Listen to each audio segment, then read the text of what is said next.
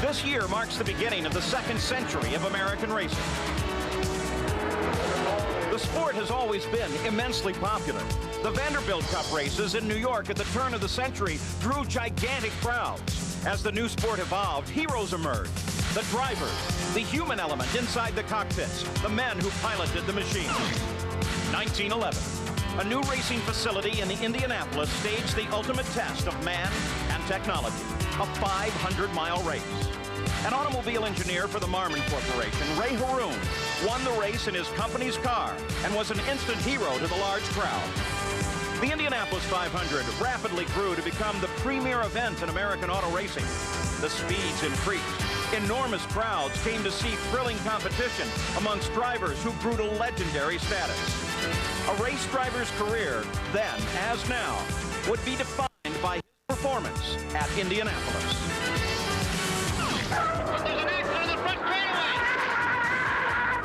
Wait, I don't know whether he can get through or not. He's only got a couple hundred yards to go, but where is he?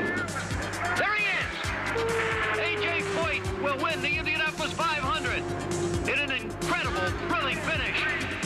And the 500 has been defined by the skill of the drivers. Over the roar of the engine, you can hear the 400,000 people going hoarse. No one has ever seen this before in Indianapolis. Not quite over. John Buck still with the lead. There you see them. Can he make a move at the finish? He's making a move. No, not quite. Well, John has won the Indianapolis 500. He won it by less than a car length. The cheers are for those who accept the danger with daring, those who strive for the ultimate victory. Fittipaldi comes inside Little Al. A drag race on the backside again. Slower traffic moves to the right. Can Fittipaldi get past? Little Al brings it down low. They touch. Little Al into the wall. Fittipaldi continues on. Little Al slams the wall as Emerson Fittipaldi screams toward the white flag. Unser and Fittipaldi struggled again last Sunday and fell short. Both failed to qualify for today's race, leaving this event a wide-open competition. An antique silver cup carries the name and likeness of the great Indy champion. Two men in particular have come so close to their dream, but have yet to win the great race. They make the turn for home now. On the main stretch, Scott Goodyear closes in. Goodyear tries it, but no. I believe that's the closest finish in Indy history. Al Unser Jr. is a winner at the Indianapolis 500. Scott Goodyear finished second in that race, but today he starts on the front row with his best chance to add his name to the list of champions. The green flag is back out, and Rick Mears comes around John Andretti. He's no factor whatsoever, but Michael is right there with him. Michael moving to the outside. Can he keep in the high groove? He did it at Phoenix. Can he do it here? Michael Andretti takes the lead away from Rick Mears. Wow! But it was Rick who won that thrilling duel in '91.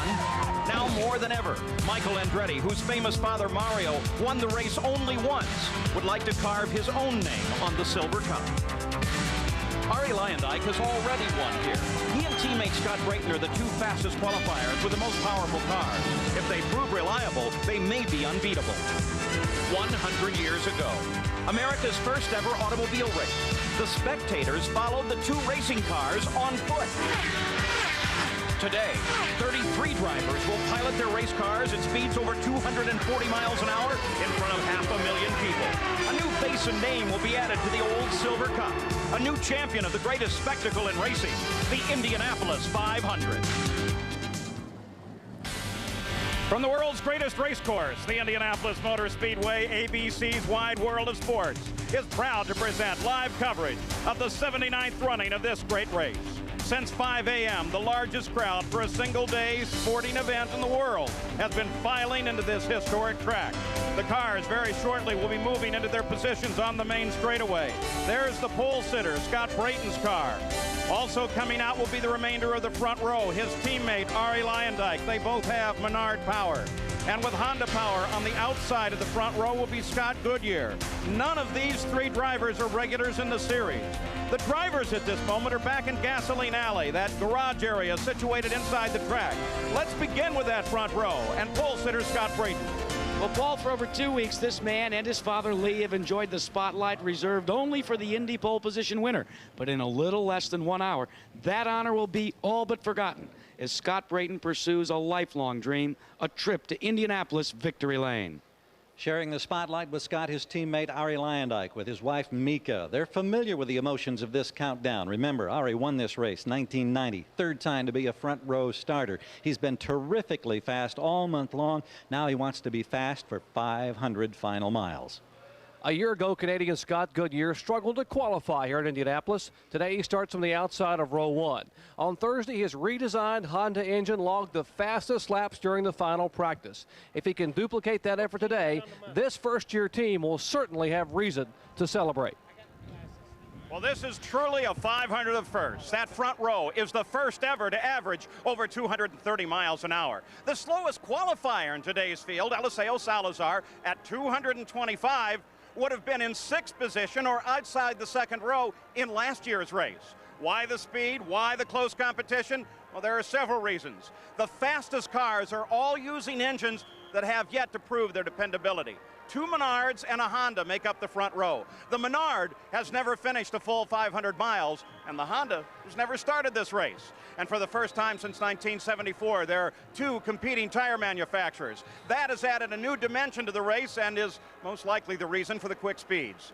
The combination of all means the most competitive field ever and predicts some very close racing. Add to all of that today's weather forecast, which includes thunderstorms, and that may play a part in the final outcome today.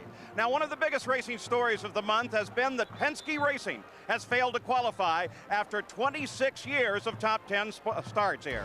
Team Penske came to the Speedway as the favorite, just off back-to-back series wins. Almost immediately became apparent the Penske chassis just wasn't fast enough. They failed to qualify the first weekend. Then they leased a Renard, but failed to get it up to speed. Then they borrowed a Lola from Bobby Rahal. Emerson Fittipaldi was practicing in that car, and even with Bobby Rahal's help, they couldn't get it going quite fast enough. For 3 days, the Indiana skies opened up, robbing them of test time. On the 3rd day of trials, Fittipaldi ran 3 laps at a speed that would have made the race, but the team thought that it wouldn't hold up, and Roger Penske waved it off. Now, it was Fittipaldi out to take a qualifying run on the final day, but he was bumped by Stefan Johansson. A stunned Fittipaldi would be a spectator. So would Al Unser Jr. In the last of 3 tries, he simply was not fast enough. Now that means that Al Unser Jr. is not racing today. The first time ever for a defending champion who has tried and then failed to make the field. It leaves the field with only 3 former winners and no former multiple winners. Closer to these stories now, we can get with Sam Posey. Sam, the Penske absence may have a consequence far beyond today's race. Well, clearly missing the race, Paul, was a devastating blow. What went wrong? Roger declined to be interviewed today, but what we know is this.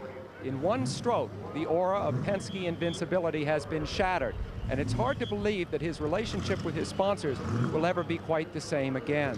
Although Roger will win again, and I, for one, hope it soon, the myth is dead. And IndyCar racing seems changed somehow now that Penske is just another team. Jack? Sam, the Ilmore Mercedes is also in the field, as well as the engine of choice, the Ford Cosworth. But the reliability that Paul questioned about the Buick V6-based Menard V6 on the pole sitter's car, well, Team Menard sat this car on the pole with this engine and continued the development work that started all the way back when the car finished in 3rd place back in 1992. They feel now that they not only have the muscle, but the reliability to complete the 500 miles here at Indy. Gary? Jack Firestone is back in IndyCar racing with 8 cars in the 33-car field, including 1 in the front row. They've had terrific success in qualifying, and because of that success, Goodyear came up with an optional tire made available in the final practice just last Thursday. They think it's softer, stickier, more grip, and faster, and they think that all of their teams, before the 500 miles is over today, will be switching to this optional tire. Jerry? One of 3 former winners in today's field is Ohio native Bobby Rahal, who starts the car he also co-owns from the outside of row 7. Now, Rahal is a master race day strategist and should be a factor today, given his experience, in contrast to the overall youth of this wide-open field. Bobby? Well, everything we've heard means that this will be the most competitive race ever. Just think, almost every driver getting into their car today thinks that they really have a chance to win. It's so wide open, I think even I would have a chance to win this one. But seriously, the winner could come from any row, with the pit strategies playing a very important part. This one, I guarantee, is going to be really exciting. Paul? Well, Bobby, the clock is counting now as we take a look at the Indianapolis Motor Speedway, its long straightaways and its 4 turns. We'll be taking closer looks as the day goes on. With 40 minutes to go now, let's take a look at turn 1. Some think that the best seats in the speedway are right here, the southwest turn. Here the fans get the best look at the leader on the start of the race itself. In 1992, Mario and Michael Andretti charged around Eddie Cheever and began a battle for the lead as the fans in that first turn stood and cheered for the first 20 laps. So at the Indianapolis Motor Speedway, we're close to a start. We'll be back. A new attraction here at the Speedway, the Indy Fan Fest, just inside the second turn. Lots to do there. Now, the sun is shining on parts of the track right now. The weather today calls for scattered thunder showers, but they say we may be able to get the entire race in. The temperature may go up to 80 degrees. Now, let's introduce you to the 33 starters. This year, we've broken the field down into 3 groups based on their experience in this race. And consider this, no driver in the field today was driving 15 years ago in 1980. As we go through the field, we'll see what some of them were doing back then.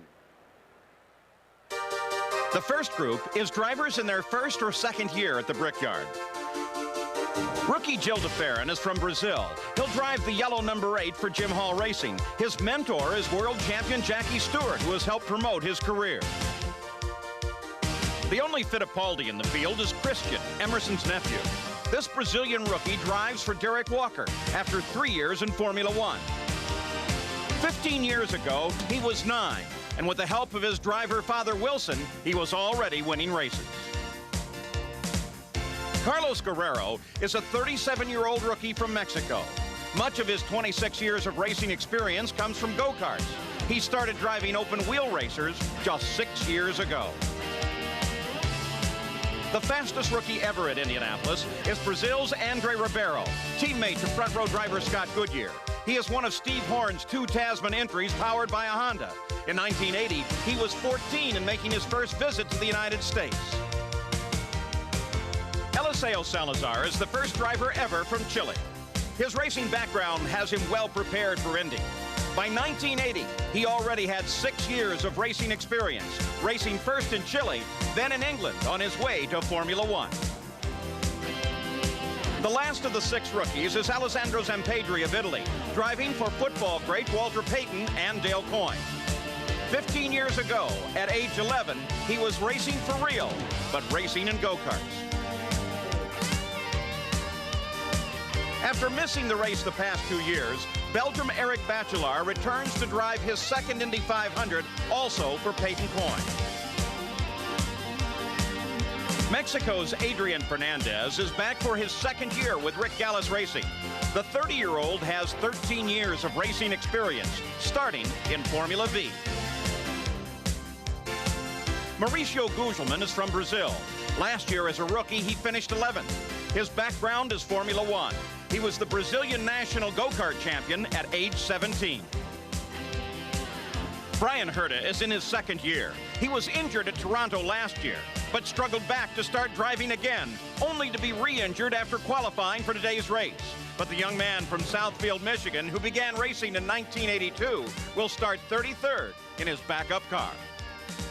3 years ago, Hideshi Masuda was a reporter at this race for Japanese television.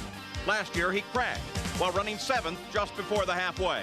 In 1980, he was not yet driving, living a more traditional role in Kawasaki, Japan. Scott Sharp comes from a racing family, too. His father was a successful road racer. Last year, he finished 16th. This year, he drives for A.J. Foyt. Last year's Rookie of the Year was Jacques Villeneuve. He started 4th and finished 2nd. Today, he starts 5th, driving again for Barry Green. Since last year, he's scored 2 IndyCar wins. As a freckled-faced 9-year-old in 1980, he already had years of racing experience. A lifelong dream about to be realized for Andre Ribeiro. The emotions of this moment, Andre. It's incredible, so difficult to say. This month has been so good that now it's just a dream come true. We hope it's a good, safe day for you. Thank you very much. Thank you. Jerry? Christian Fittipaldi, experienced as a driver with 3 years in Formula One, yet your first ever oval track super speedway race today. What advice have you gotten from famous Uncle Emo? I think he taught me a lot this past 2 weeks, and I'm sure that with all his advices, I'm very well prepared for the race now. Let's get the show rolling, and let's see if that's true, right? Emerson, what are the emotions as race time draws near and knowing you will not compete today? Well, Jerry, it's very, very difficult to come back here after 11 years and not be able to compete, but I'm looking for next year. Malbertin Penske will be coming strong back again here, and then I race together with Christian next year, and I wish him all the best. I'm sure it's going to be a great race. We're going to enjoy the race today. He's going to do a good race. Two-time winner, always a gentleman. Jack? Jack, second place last year, your rookie year. What did you learn from that run that you can apply to this Indy 500? Well, from running here, you get used to running in the traffic at high speeds, and you get used to the amount of downforce you lose being behind someone else. So you know, there's not going to be any unknowns this year, a lot less anyway. And last year I was with a great team, and this year's the same team, and all the people in Team Green, I know they're going to do a great job during the race. Paul? Well, the minutes continue to tick away to the start of the engines. There's turn 2, the southeast turn on the outside of the exit, the original VIP suites where Bobby Unser is watching. Turn 2 is an action spot. The collective tiny mistakes of the front straight in turn 1 catch up with the drivers in this turn. In 75, Tom Sneva got caught up with a slower car and cut his car in half. It was a great surprise when he actually walked away from this accident with the help of his rescuers. The fans now filling into the southeast vista there. A huge grandstand that gives a view of turns 1, 2, 3, and all the way down the backstretch. Little road racing as well. Now let's continue our look at the starting 33. Here's Sam Posey. Well, Paul, the second of our 3 grid groups is comprised of drivers who have raced here from 3 to 7 times. Sophomores, you might say. None of them has ever won the race, but 2 or 3 are among today's hottest favorites.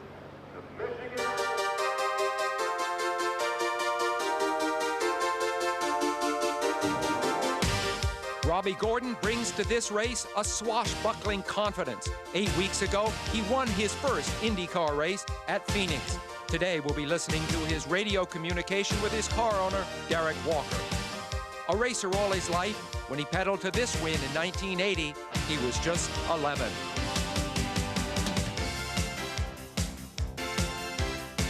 Stefan Johansson, the Swede with a taste for fine art.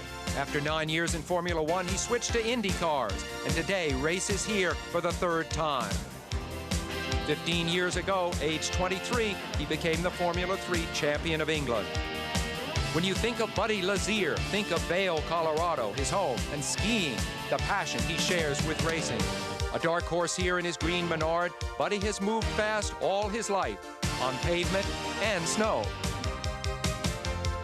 Another driver who loves skiing, Davy Jones. In his first Indy, he was a 22-year-old kid, a protege of A.J. Foyt. Today, Davy is 30 and hungry for the big-time success that has eluded him so far. Like so many in today's Indy field, he began in Formula 4s. Japan's Hiro Matsushita, whose family owns Panasonic, is one of the richest men ever to drive a racing car. Lackluster in 3 Indy 500 starts, he has suddenly found real speed. Scott Pruitt, his career is back on track after his terrible crash 5 years ago. He has been Firestone's chief test driver for their historic return to Indy. 15 years ago, a surprise birthday party. Scott and Firestone could surprise the field today. Lynn St. James. She had to work desperately hard to land last-minute backing to race her 4th consecutive Indy. Lynn has achieved something that in 1980 seemed impossible, that a woman could be a threat here, not just a curiosity. Paul Tracy, the explosively brilliant Canadian, has excelled everywhere except Indy. And it's the same story for his team, Newman Haas, which has never won at Indy. 15 years ago, at age 11, Paul had already been racing 6 years. Like Tracy, Jimmy Vasser is a lifelong racer. He sits in a car at least the equal of the one he drove to 4th place here last year. He's 29, 15 years down the road from his junior year in high school. Eddie Cheever, an American who lived most of his childhood in Europe, shy, at times even aloof, the perfect contrast with A.J. Foyt, for whom he drives. During the last 15 years, Eddie and his wife Rita have had fancy addresses: Rome, Monaco, Aspen. Study this face. You might see it in the winner's circle today. Scott Goodyear, Honda engine, Firestone tires, an eclectic mix that could help this Canadian reach the pinnacle of a career he began exactly 15 years ago. Veteran of 7 Indies, Teo Fabi, the Italian with a degree in aeronautical engineering. As a rookie in 1983, he took the pole. He's with a new team with real hope. The other 7-year veteran, Stan Fox, carries an unusual portfolio. He's a midget and sprint car expert who drives an Indy car only once a year, yet he is awesome. 15 years ago, Stan was Wisconsin State midget champ. Stan and the others in this group share one goal: to be first across the yard of bricks. Actors and athletes are attracted to IndyCar racing. Home improvement here in Walker Racing as well, along with Richard Karn and John Elway of the NFL Denver Broncos here to wish Robbie Gordon well. Robbie, what is it going to take for you to pilot your car to victory lane today? Well, you know, the most important thing for us is to stay clean all day and to run 500 miles. If we can do that, I think we've got an excellent opportunity to win in this race. Good luck to you. Thank you.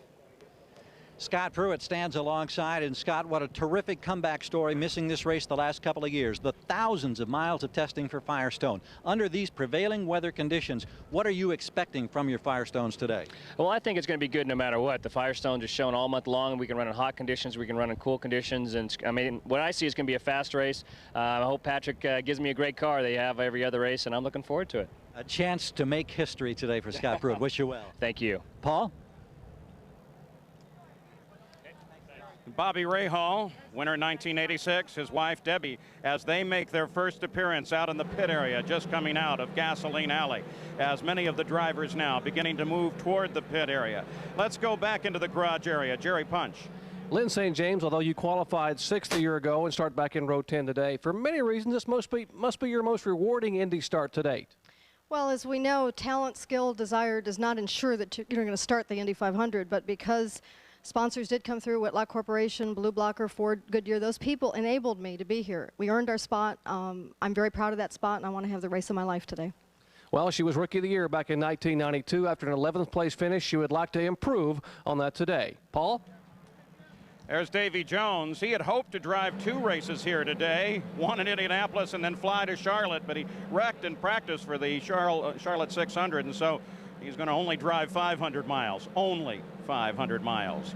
Well, they've delayed the start of the engines by about 5 minutes, so it's now 28 minutes until the start of the engines here at Indianapolis. As we take a look back at turn number 3, the northeast turn at the end of the long backstretch. It's a guts turn where a driver can set up a pass like Ari Lyondike and the red and blue car did on Bobby Rahal. Once Ari got past, it ended up being his race all of the way. Watch turn 3. There's turn 3. People already filling those stands all around the racetrack as we move close to the start. There's Scott Goodyear and his wife Leslie. They'll start outside on the front row with his Honda-powered car. Some people think he can win. Thursday, the 19th annual Miller Genuine Draft Pit Stop Competition was held at the Indianapolis Motor Speedway. In the final, defending champions Jacques Villeneuve and Team Green faced Michael Andretti in the Newman Haas Racing Team. The total time in the pit box determines the winner. Team Green, led by Chief Mechanic Kyle Moyer, defeated Newman Haas by 1/10 of a second with a time of 14.556 seconds to win the $25,000 first prize from Miller Genuine Draft.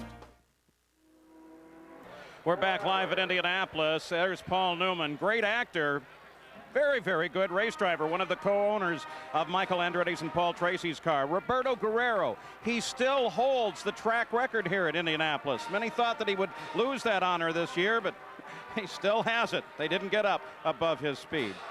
And Danny Sullivan, been 10 years since he won here with that very famous spin and win. There are 3 former winners in the field. Here is our final look at the fastest 33. Our next group is the most experienced and includes the 3 previous winners. Raul Boisel has led 19 laps in the race in his 8 years at the Speedway. Twice, he started on the front row. This Brazilian has been racing since 1980. That was the year that he married Vera. Now they have 2 children. With a decade of experience at Indy, Michael Andretti is driving for the first time without his father in the field. He's led 337 laps, twice as many as any other driver in today's race. In 1980, Michael was graduating from high school in Nazareth, Pennsylvania. Roberto Guerrero has been racing Indy 10 years. He started out strong. He is still the current track record holder. The 36-year-old Roberto has been racing since he was 11. In 1980, he was driving the British Formula 3 series. Arie Luyendyk won the fastest 500 ever in 1990. In 93, he was the pole sitter.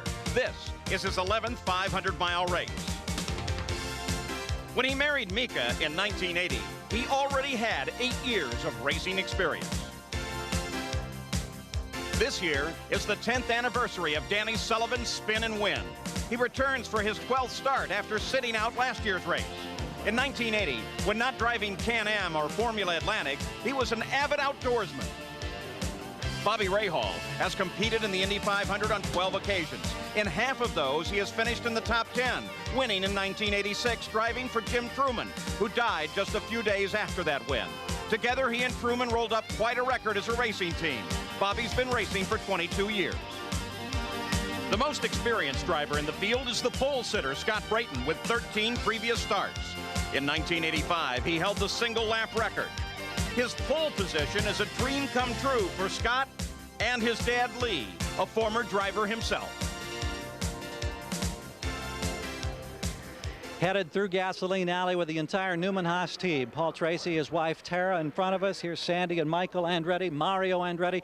Michael, you've come close so many times at winning this 500-mile event. A lot of people say you're the favorite today. Is this your best chance to win this race?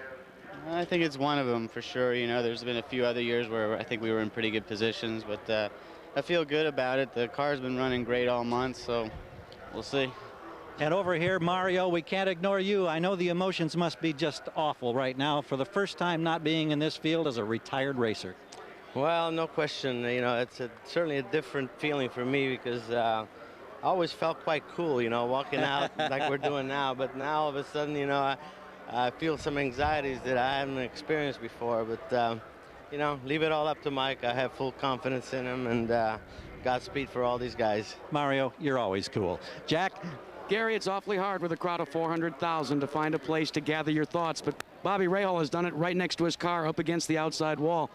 Bobby, 86 a victory. What do you think it'll take for you to get to victory lane and make your second Indy 500 win?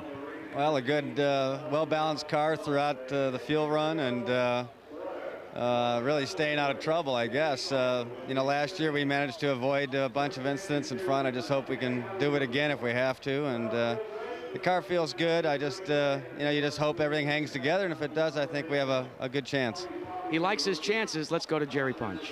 Well, pole sitter Scott Brayton, along with teammate Arie Luyendyk, will lead the fastest field in Indy history to the green flag. And Scotty, got to ask you, what concerns you most? All the congestion at the start, or the challenge of completing 500 miles?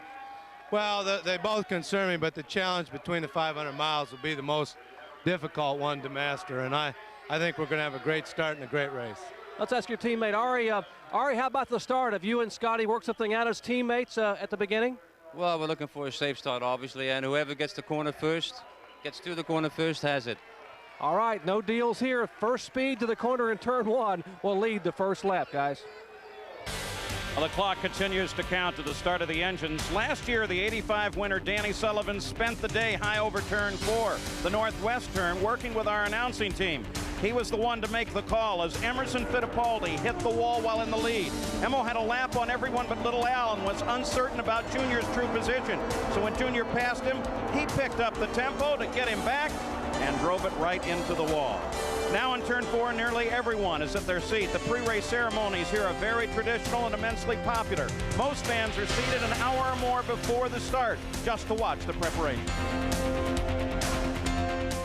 Well, if the blimp can fly, we can race at Indianapolis. The Goodyear Blimp Spirit of Akron providing the aerial coverage of today's race over the Speedway. Last year's champion, not in this race. Let's go to Gary Gerald. And it's been since way back in the early 80s that he hasn't been in this race, and I know this has got to be a terrible feeling right now. How are you handling this emotion? Well, Gary, it just feels very empty. You know, we tried our best with the Marlboro Team Penske, and we just came up short, and now, you know, race days come, and I just feel very empty inside. You watch it from the suite? Yeah, we will. We'll go up and join the team and you know, be a team today. So. And we look forward to seeing you at Milwaukee next week. Thanks, Junior. You bet. We'll be there. Paul?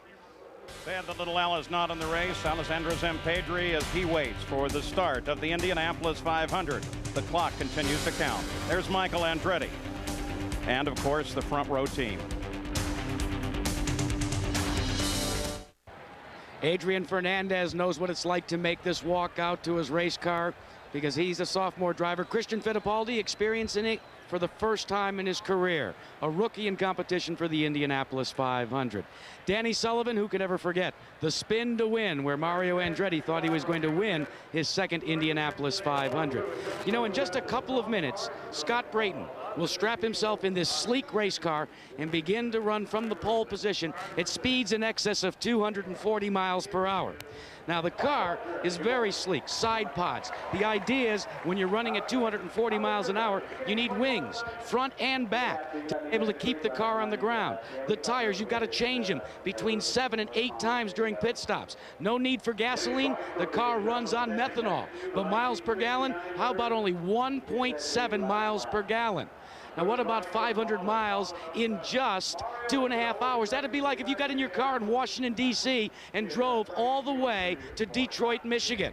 Now, the cost of this entire package to compete in the Indianapolis 500, how about $500,000? The horsepower in the engine, 900 horsepower, 6 times what you have beneath the hood of your car. What's the cost to repair the car and get it ready for the next race after 500 miles? You aren't going to believe this. $200,000 additional. So for a driver, it's not only his office, it's his meal ticket to fame, fortune, and hopefully a trip to victory lane. Robbie Gordon finally making his way out to the field as he looks for his first victory ever in the greatest spectacle in racing. Michael Andretti starting to get out to his car, but some drivers are actually beginning to strap themselves into their car, and there's a reason for this. One of the things that drivers wish to do is begin to dial out the crowd, the people, as Lynn St. James is trying to do right now. St. James enjoys trying to visualize what a race lap around the Indianapolis Motor Speedway would be. Jacques Villeneuve also attempting to do the same thing. Visualization is so very, very important. And now let's pick up the track public address system with the man who's been calling the events here, Tom Carnegie. To the starting line, presenting the Purdue University All-American Band, joined by the lovely and talented Florence Henderson. They join in presenting our national anthem.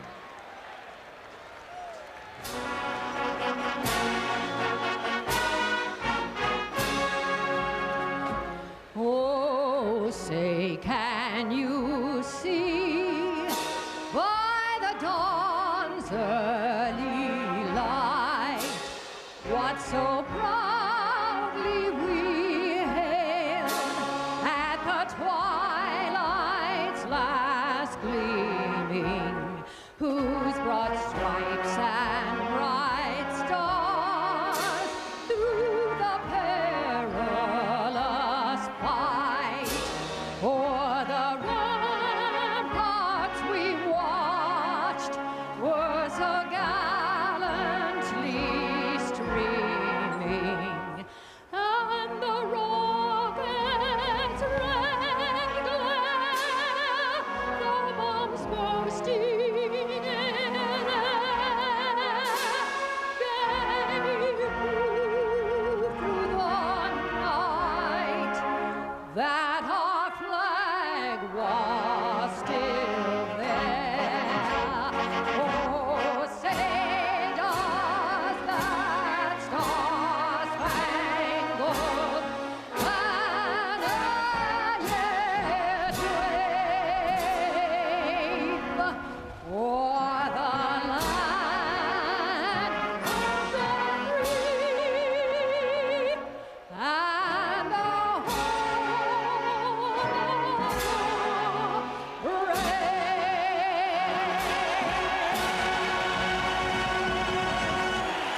Henderson. We'll return with more of the Indianapolis 500 after this message and a word from our ABC stations.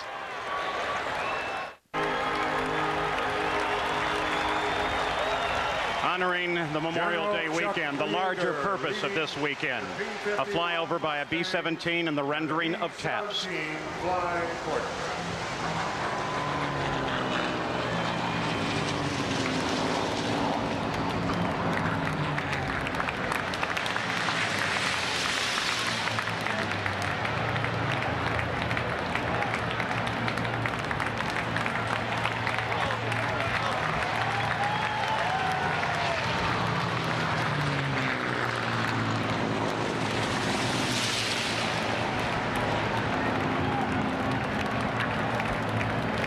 Commemorating the 50th anniversary of World War II.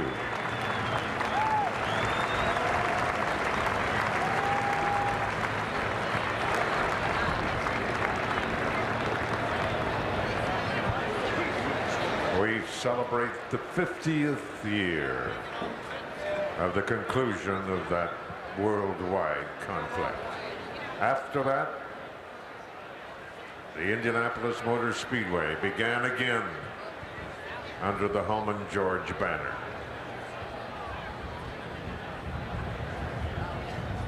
Race fans, during their 50 years of ownership, the Holman George family have developed many, many traditions here at the Indianapolis Motor Speedway that we enjoy taking part in each and every year. Celebrating his 25th year. Once again, it's time to hear Back Home Again in Indiana. And here's Mr. Jim Neighbors.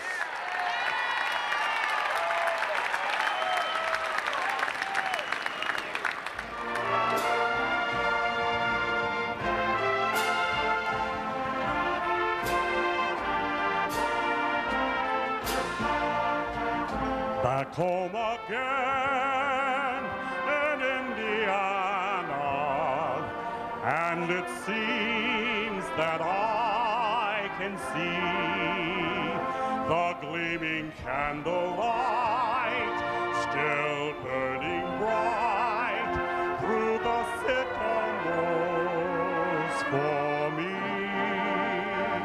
The newborn hay sends out its fragrance through the fields I used to roam. When I think about the moonlight on the Wabash, how I long for my Indiana home.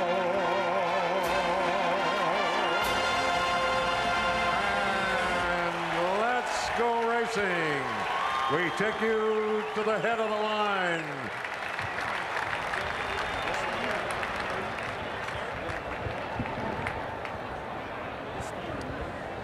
Well, we are just a few seconds away now from hearing those famous words.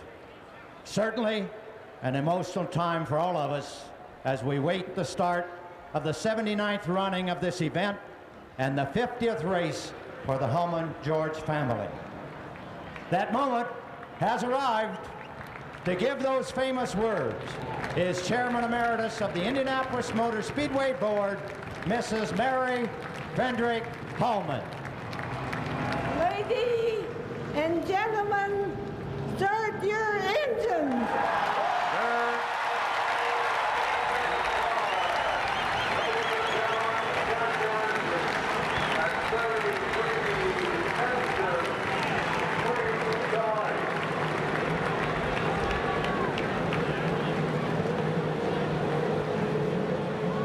Now on the 5/8 mile main stretch at Indianapolis, the engines begin to roar as all 33 respond to Mary Holman's command. There's Robbie Gordon.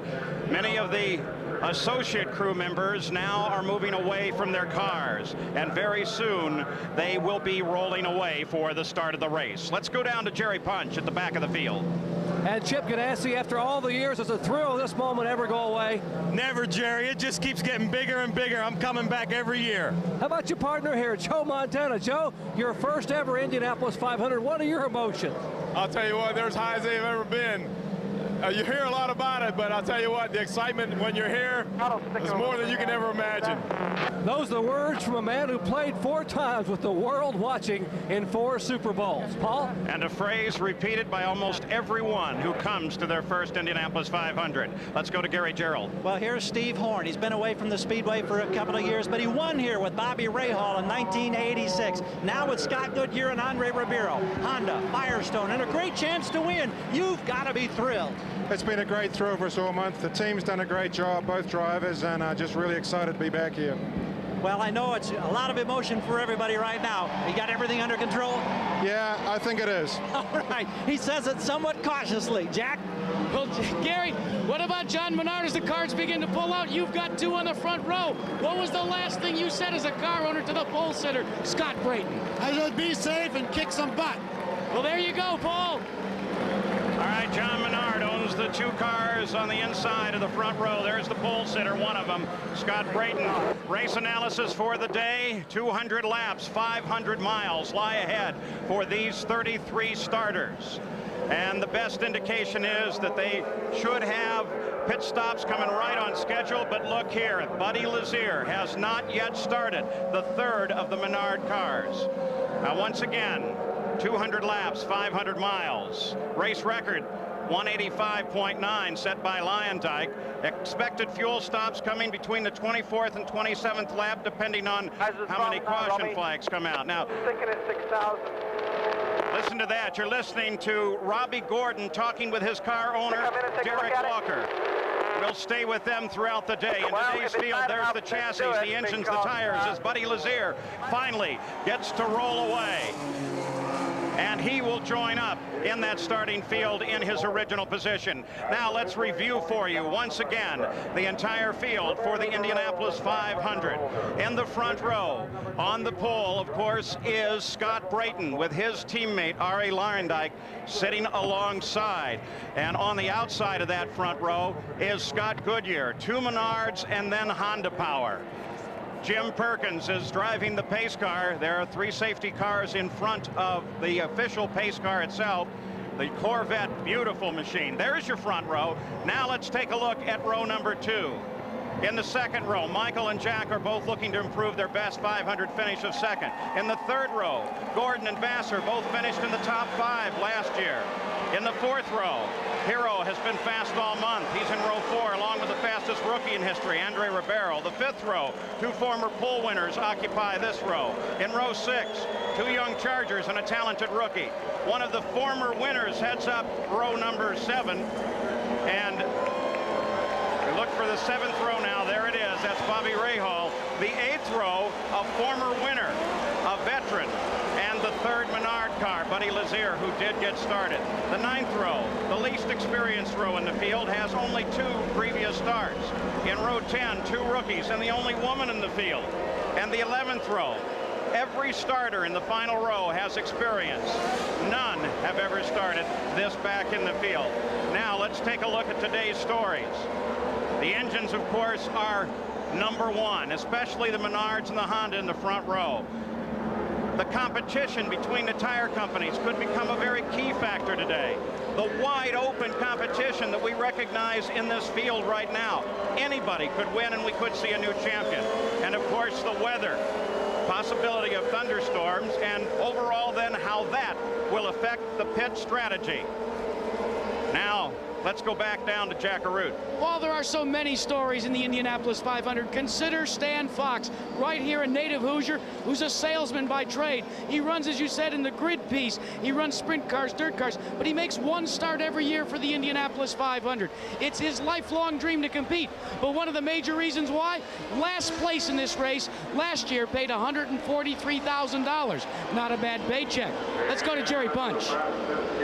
Guys, Just 12 days ago, Michigan native Brian Hurta sat slumped unconscious in the crumbled remains of his 1995 Reynard after a violent impact with the wall. Now, the car could not be repaired, but he will start in a backup car in 33rd spot. Somewhat mercifully, the concussion produced an amnesia, which has erased any memory of that violent incident. But what Brian does know is that his legs are sore, his back is stiff, and there are 32 cars between him and the front of the field.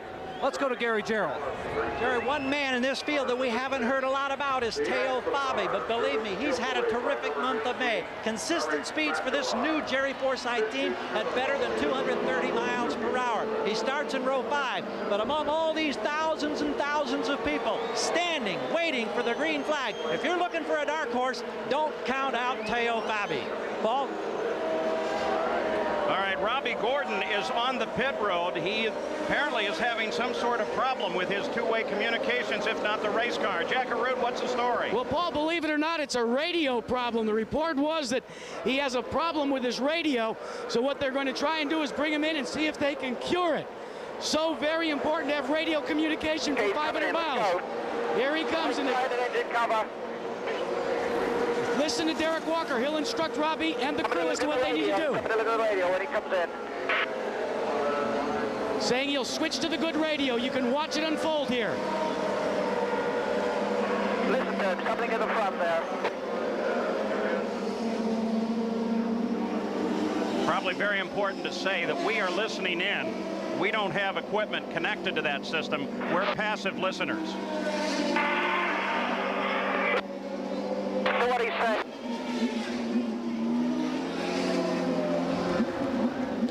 What's the switch in? We don't have another one. You got plenty of time. Just take your time. Get ready. Get ready. We got plenty of time. So Derek Walker encourages Robbie Gordon as the field moves on to the long backstretch now. Very soon they'll move into their rows of 3. And hopefully Robbie Gordon will be able to catch up to the remainder of the field before the start. He still has about a mile before the front row reaches the green flag. Very nice alignment here in 4. Robbie Gordon still sitting in the pits with radio communications trouble.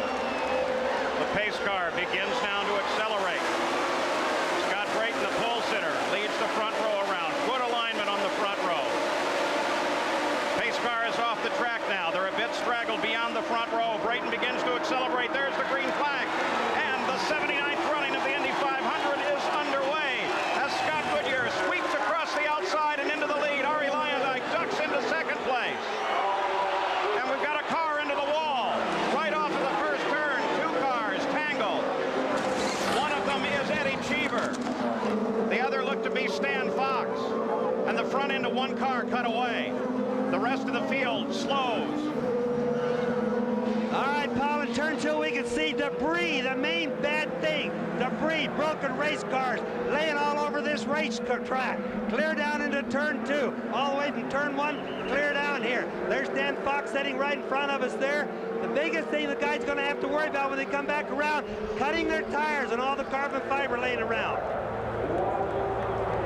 So we've seen 3 cars. Eddie Cheever is out of his, Stan Fox is his, and it looks like Lynn St. James, the 3rd car. She is still in her car. A.J. Foyt down in the pit area, no longer in two-way communications with his driver, Eddie Cheever.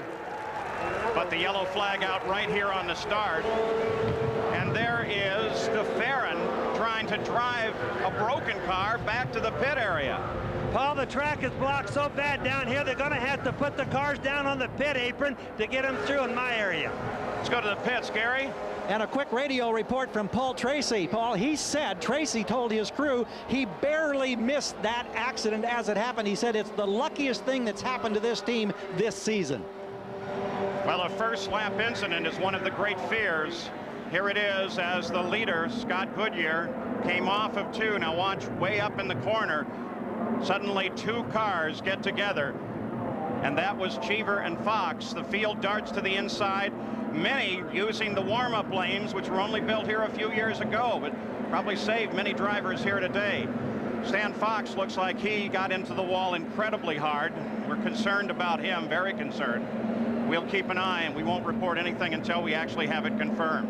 You can see as we look at this second replay how many tires and suspension pieces began to come off the cars right away and affect cars that really were not part of the original accident at all. Lynn St. James was one of those who was tagged by flying debris. Here's a third one from the car of Bobby Rahal, who of course started fairly far back in the pack. Watch to the right of the screen, and there's where the debris is already bouncing around. Remember, carbon fiber is dark gray in color. It's very hard to see against the track, particularly on a day like this, so it's easy to pick up a flat. It would look from my vantage point down here in turn 2, Sam and Paul, that something must have broken on the Fox car, because it immediately made a right-hand turn. That's not normal. Let's go to Jerry Punch. A.J. Foyt talking to his other driver here, Scott Sharp, momentarily. A.J., a tough break at the beginning. What happened? Well, I really don't know. I have not talked to Eddie, and you know, this is racing. I've been that way before myself here. But right now I'm in contact with Scott, trying to figure out if we need to pit or not. Okay, that's Scott Sharp, his other driver. Let's check in with Jack Arute. Well, Jerry, that early caution was a break for Robbie Gordon and his team, because not only did he have a radio problem, but the major reason why they stayed on pit road as long as they did, not to get radio communication, but added to it and exacerbating the situation, a throttle that kept sticking. And Paul Page, you know, that's the last thing you want in Indianapolis, is a throttle sticking wide open. Gordon's had that problem before.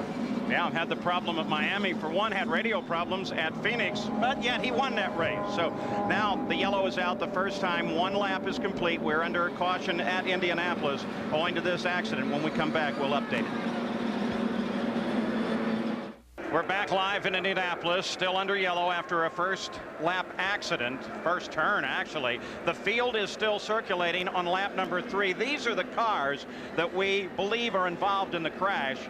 Eddie Cheever, Lynn St. James, Eric Bachelard, Stan Fox, Carlos Guerrero, and Gil DeFerrin. This is regular speed. Now look back in the field. See, looked like Cheever was right down on the grass as Fox and Cheever got together, and then everybody else involved. The trouble started in rows 4 and 5 with Stan Fox and Eddie Cheever. Stan Fox, low down, appears to lose control and go across the track up toward the outer wall and strike Stan Fox. And strike Eddie Cheever. I'm sorry, it's Fox going diagonally across the road and striking Cheever, who was running along the outside. The trouble began in rows 4 and 5, and then because of the debris and bouncing tires, it involved Gilles DeFerrin, who was in row 7, and Bachelard, St. James, and Guerrero, who were back in row 10. And Sam, something caused that car 91. Just watch it as you look down low there. And you'll see it. It just makes a right-hand turn. Now just watch it on the right there. Purple car. What he did is I don't think he got touched or anything. He lost the rear end a little bit to the right. The car hooked. It immediately made a right-hand turn and right straight into the wall. Of course, that's what we're really worried about with Stan Fox the most. He really hit the wall head on. Yeah, took the front of his Renard off. Looked like it may have been Cheever, though it might have been Fox. Got into the grass, lost the back end, then turned up in the wall and started this melee here at Indianapolis. The caution is on now. Now tonight, Sybil Shepherd stars as Stormy Weathers on the ABC Sunday night movie. And tomorrow, Roger Moore in a world premiere movie, The Man Who Wouldn't Die.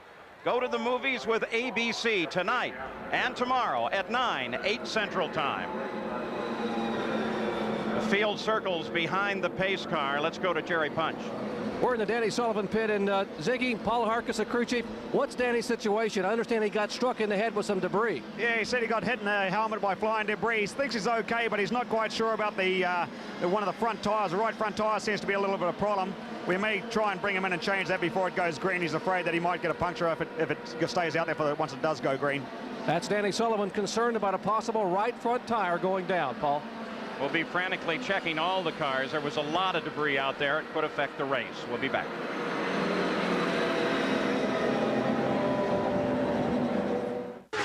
We're still under yellow at Indianapolis. In the pits, they work on Gilles DeFerrin's car. He's out of the car. You saw him actually drive this terribly damaged car all the way around. They're counting on these slow laps and extensive caution period to maybe get that car repaired. Let's go to Gary Gerald. And here's another driver involved, Eric Bachelard, your crew working on your car. From your seat, could you have any idea what happened? No, I was too far away, so I just suddenly I could see Chive was in the wall, and there was parts flying all over the track. And I was more a victim of that because there was a one wheel flying and hit my front right. So all the front right of my car is damaged. So they're going to fix it now. And I should be able to restart, but I hope the car is going to be set up properly again. Well, let's swing over here. Thank you, Eric. Walter Payton, of course, your first time involved now as an IndyCar owner in the Indy 500, and here we are in the opening lap watching your crew dig into your checkbook. It can't be a very comforting feeling. Well, that's all the part of racing, because you never know what's going to happen. An accident into the first turn, wheel comes off and it goes in the air and comes down and hits us, but we'll still get back into the race. Appreciate your time, Walter. Let's check in now with Jerry Punch. How important is experience here at Indianapolis? Well, Danny Sullivan drove through that debris today. He thought he felt something a little bit strange with the right front tire. They were trying to decide whether to pit or not. Well, Danny said, I'll make the call. I'm going to come in. And here's what they found. A tiny sliver had been sliced out of the inside of the right front tire. Now, it's not flat right now, but by the time the green flag waved, this tire would have leaked out enough to go flat completely, and Danny would have been in the wall. What a call from an experienced driver. Paul? Well, great call, Danny Sullivan. There he is. You know, Paul, something people ought to try to remember about carbon fiber is half the weight of aluminum, but twice the strength of steel. And even though it looks very small to the people, it cuts like a knife. You know, it's funny, we talked about how inexperienced the field is. In 1992, if you totaled up all the number of years of experience of all 33 drivers, you had 262 years of experience. Less in 93, less last year, and finally this year, 129 years only. What does it mean? The inexperience may have been part of all this, but the other side of it is there hasn't been an accident like this for several years, and it's as if a whole cycle might be starting again. The drivers who have never been in an Indy 500 have now tasted what used to be an old tradition, which is first lap crashes. I hope that's not true. Buddy Lazier lost it on the first lap in 91. Last multiple was 88 when Brayton Guerrero and Bettenhausen all got together. Here's a Valvoline rundown after 5 laps, and everything but the first turn, of course, run under yellow. But Scott Goodyear was able to sweep across and pick up the lead. And the pole sitter, Scott Brayton, faded on the start. Michael Andretti got around and lined up behind Arie Luyendyk in 3rd place. Then Gugelmin, Villeneuve, Pruitt, Vassar, and we take you on down through the entire field at the conclusion of 5 laps, still under yellow. We will keep track of all of the drivers involved in that accident. You've already seen that Gilles de Ferran is back in the pits. They're trying to get his car going, and we will keep track of things at the medical center here.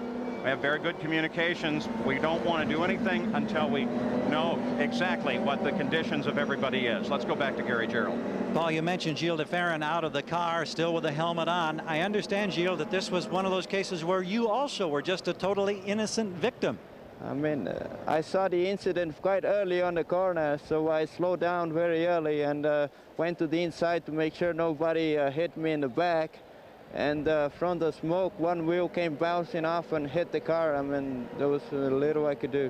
We're nearly 12 minutes now into this yellow situation. Your crew continues to work. You have the helmet on. Obviously, it looks like you want to get back out here and run some. Oh, sure. I want to do as many miles as I can do, and we'll see if we can fix the car. If we fix the car and the car is safe, we'll continue. Otherwise, there'll be little point. Well, we're glad you're safe. Thank you so much. Thank you. Gary, Gilles was so far away from the incident, he'd driven way down on the apron. I thought he was leaving the track altogether in an effort to get out of that. I think it's pretty obvious, too, why it's so important to start up front and why they qualify so hard. Guys like Scott Goodyear in the front group don't want to be in accidents. Of course, everybody doesn't want to be in the accidents, but it shows you that there is a difference. You look down on this giant speedway from the Goodyear blimp floating overhead. Captain John Moran is at the helm of the Goodyear blimp. It is the blimp Spirit. And the indications are that the track has been cleaned and that we may go back to green flag racing, actually the restart of the race, within 1 lap. We'll keep an eye on the pace car and the signals from there. Paul, you talked during the pre-race show about how to expect the unexpected, and Bobby, how open this field really was. Well, now it's even more open than ever. Fortunately, a couple of the favorites were not affected there. Bobby Rahal and Paul Tracy were right in the middle of it, but as far as we know, did not suffer any damage. We'll watch for them to move up. Sam, we said this was going to be an exciting race, but we didn't want this type of excitement, did we? Exactly. They were almost in your lap, Bobby. Bobby, as they roll past you, that debris could have been critical in causing damage to other cars. Do you see anything there? Well, Paul, I don't see it. You got to remember that carbon fiber is so small. But, you know, just imagine every one of these drivers is worried about it. It's not what they got going through the accident. It's what they even got coming around the next time. Did they run over some little sliver? They're all trying to feel, do they have a tire that's going slowly flat? That's a very serious thing here. Well, the United States Auto Club and the Speedway crews did a great job of getting the track clear so very quickly. 8 laps are in the record book, all of those except for the first straightaway under yellow. And now the pace car has accelerated. The field now comes under the control of Scott Goodyear, the leader of the race. Second time that he's led the Indy 500. He led twice for 5 laps in '93. Pace comes up. And here we go. Green light winks on the main straightaway. Now single file back to the green. And Arie Luyendyk immediately starts a challenge on Goodyear. Michael Andretti is third. Scott Brayton is fourth, and Luyendyk sweeps across the front. Look at the tremendous power of that Menard engine as he begins to pull away. Look at the smoke coming out of the Menard. We had smoke coming out of the right rear of the Menard as it came through that corner. Now that could have been from the debris before, Paul, because I don't see any smoke down the back straightaway. Michael Andretti moving inside of Scott Goodyear. The fight is for second place. I asked Scott if he figured he'd have to go after the Menards, even though it's thought that the Menards might not finish the race. He said, yeah, I got to race them no matter what, so that's what we're seeing happen here. So in just one lap, Scott Goodyear drops back into third place. Michael Andretti comes forward, and Scott Brayton is now closing on Goodyear. There's Goodyear. I think Michael's deal of being able to get Goodyear with just vast experience. These things are like a flywheel. You really need about a lap to get these cars all wound up. Michael got to run at Goodyear. We're watching now as Scott Brayton begins to close on Scott Goodyear. There is Scott Goodyear, the left of your screen, the bright yellow and red car. There is Brayton. Brayton was the pole sitter, and they are now locked in a battle, despite the fact that Goodyear dominated the race right at the start. But boy, when they restarted it, Arie Luyendyk and Michael Andretti got around. This is the 4th time in 6 years that Arie Luyendyk has led the Indy 500. There he is with Michael Andretti closing in. Now let's also try to remember now that the weather has been a big factor here. Fernandez is in the pits right there. And I started to say the weather is a big factor. Right now the weather is a whole bunch better. I can see from my vantage point, but the drivers are pushing hard early on because if the race were to end after halfway, they must be as near the front as they can, possibly winning. Well, Bobby, you won a range-shortened race here. What would be the strategy of all these teams with the potential of weather? Flat out for right now, Paul, believe me. All right, let's go to the pitch. Dairy Punch. Actually, we're back in the garage area. Eddie Cheever able to walk away. Eddie, what happened out there on the first lap? I was on the outside of Stan, and I was already starting to look at corner 2, and he just turned sharp right. It almost as if something either broke in his car or somebody pushed him. He turned sharp right. He hit me, and then he hit the wall, and he had a big impact, You've been in the care center. Any updates on anybody else? He's talked to any other drivers in there? We're all in different units there. You don't. I just saw the workers taking Stan out of the car, the track, and he had a big hit. Obviously, Eddie Cheever okay, but very upset about and worried about some of the fellow drivers. Paul. On board with Michael Andretti as he chases the leader just ahead, Arie Luyendyk, 12 laps into the record book. They turned the last one at just over 218 miles an hour. Michael Andretti thus far has had the fastest lap, his quickest at 218.6. Arie Luyendyk, in addition to his tremendous victory, of course, several years ago, also has the distinction of having gone past the 100-lap mark in every 500 he's ever run. Arie Luyendyk can baby a car, and if there's one that might need it, it's this Menard. So Ari Leyendijk out in front. An update from Jack Arute. Well, Paul, you know, Leyendijk has one of those stock block Menards that needs 55 inches of boost. According to Larry Curry, they are not getting a full 55 inches of boost at this time. They're a little bit afraid of trying to adjust because of the pop-off valve that could literally drop 15 to 50 horsepower off the engine. They are playing it very conservatively. Larry says even if we have to give up the lead, we're not going to try and run it. Right now, they're at about 52.4 in terms of boost. Well, as we watch him come through turn 2, Michael is not letting up on him. If he thinks he's got a problem, he's going to press it hard. Watch him on the track right there. Michael Andretti has led every one of the 5 IndyCar races that have been run so far this year. He hasn't won any of them, but you can see right now he's stalking the leader and just really where he wants to be, I would say, in the race. Ari Leyendijk leads it. There he is, the bright yellow and red 40 car. Michael Andretti is second. Scott Goodyear is sitting in third. Michael closed in for a second there. Looked like he may have had Ari. In fourth place is Scott Creighton. Jacques Villeneuve is in fifth. Mauricio Gugelmin sixth. Paul Tracy seventh. Jimmy Vasser is in eighth. Scott Pruitt ninth. And Andre Ribeiro runs in 10th. At least on paper, Michael has a very reliable car. A Lola chassis, a Ford engine, not the hot Ford engine that they experimented with earlier in the season that had a little more horsepower, a more conservative unit that is very well proven. So he should have a car that can go the 500 miles. So you got to remember now, these Menard Buick engines have been detuned in order to go 500 miles. This is not the qualifying trim that we saw these guys run in. Keep remembering this as the day goes on, but they all have also a racing gear and a cruise gear. One to make fuel mileage, one to make the engine go easier, and the other one to make them go fast. Right now, they can see the clouds. Look at the sky right there. They shouldn't be running their race gears. And already the leaders start to overhaul slower cars. This may be a chance for Michael. It is as they come past Stefan Johansson.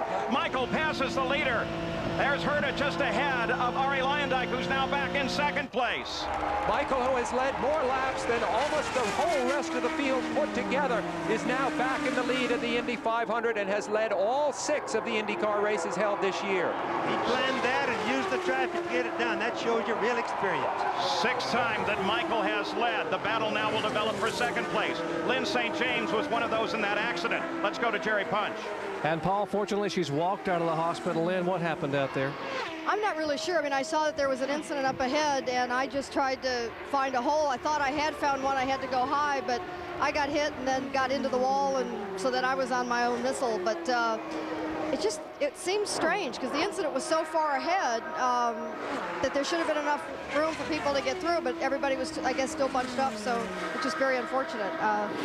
It's too short, you know, and these things really shouldn't happen, but unfortunately they did, and I can't bring much light to it. I'd like to see a replay myself just to get a better understanding.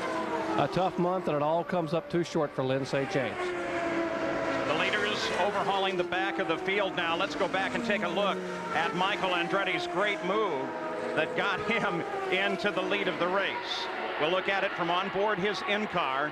Now, there's been talk of throttle response problems with the Menards, and you see Ari had to slow up there for Stefan Johansson, and Michael had it perfectly timed, and Ari couldn't get back up to speed and fast in time to block Michael.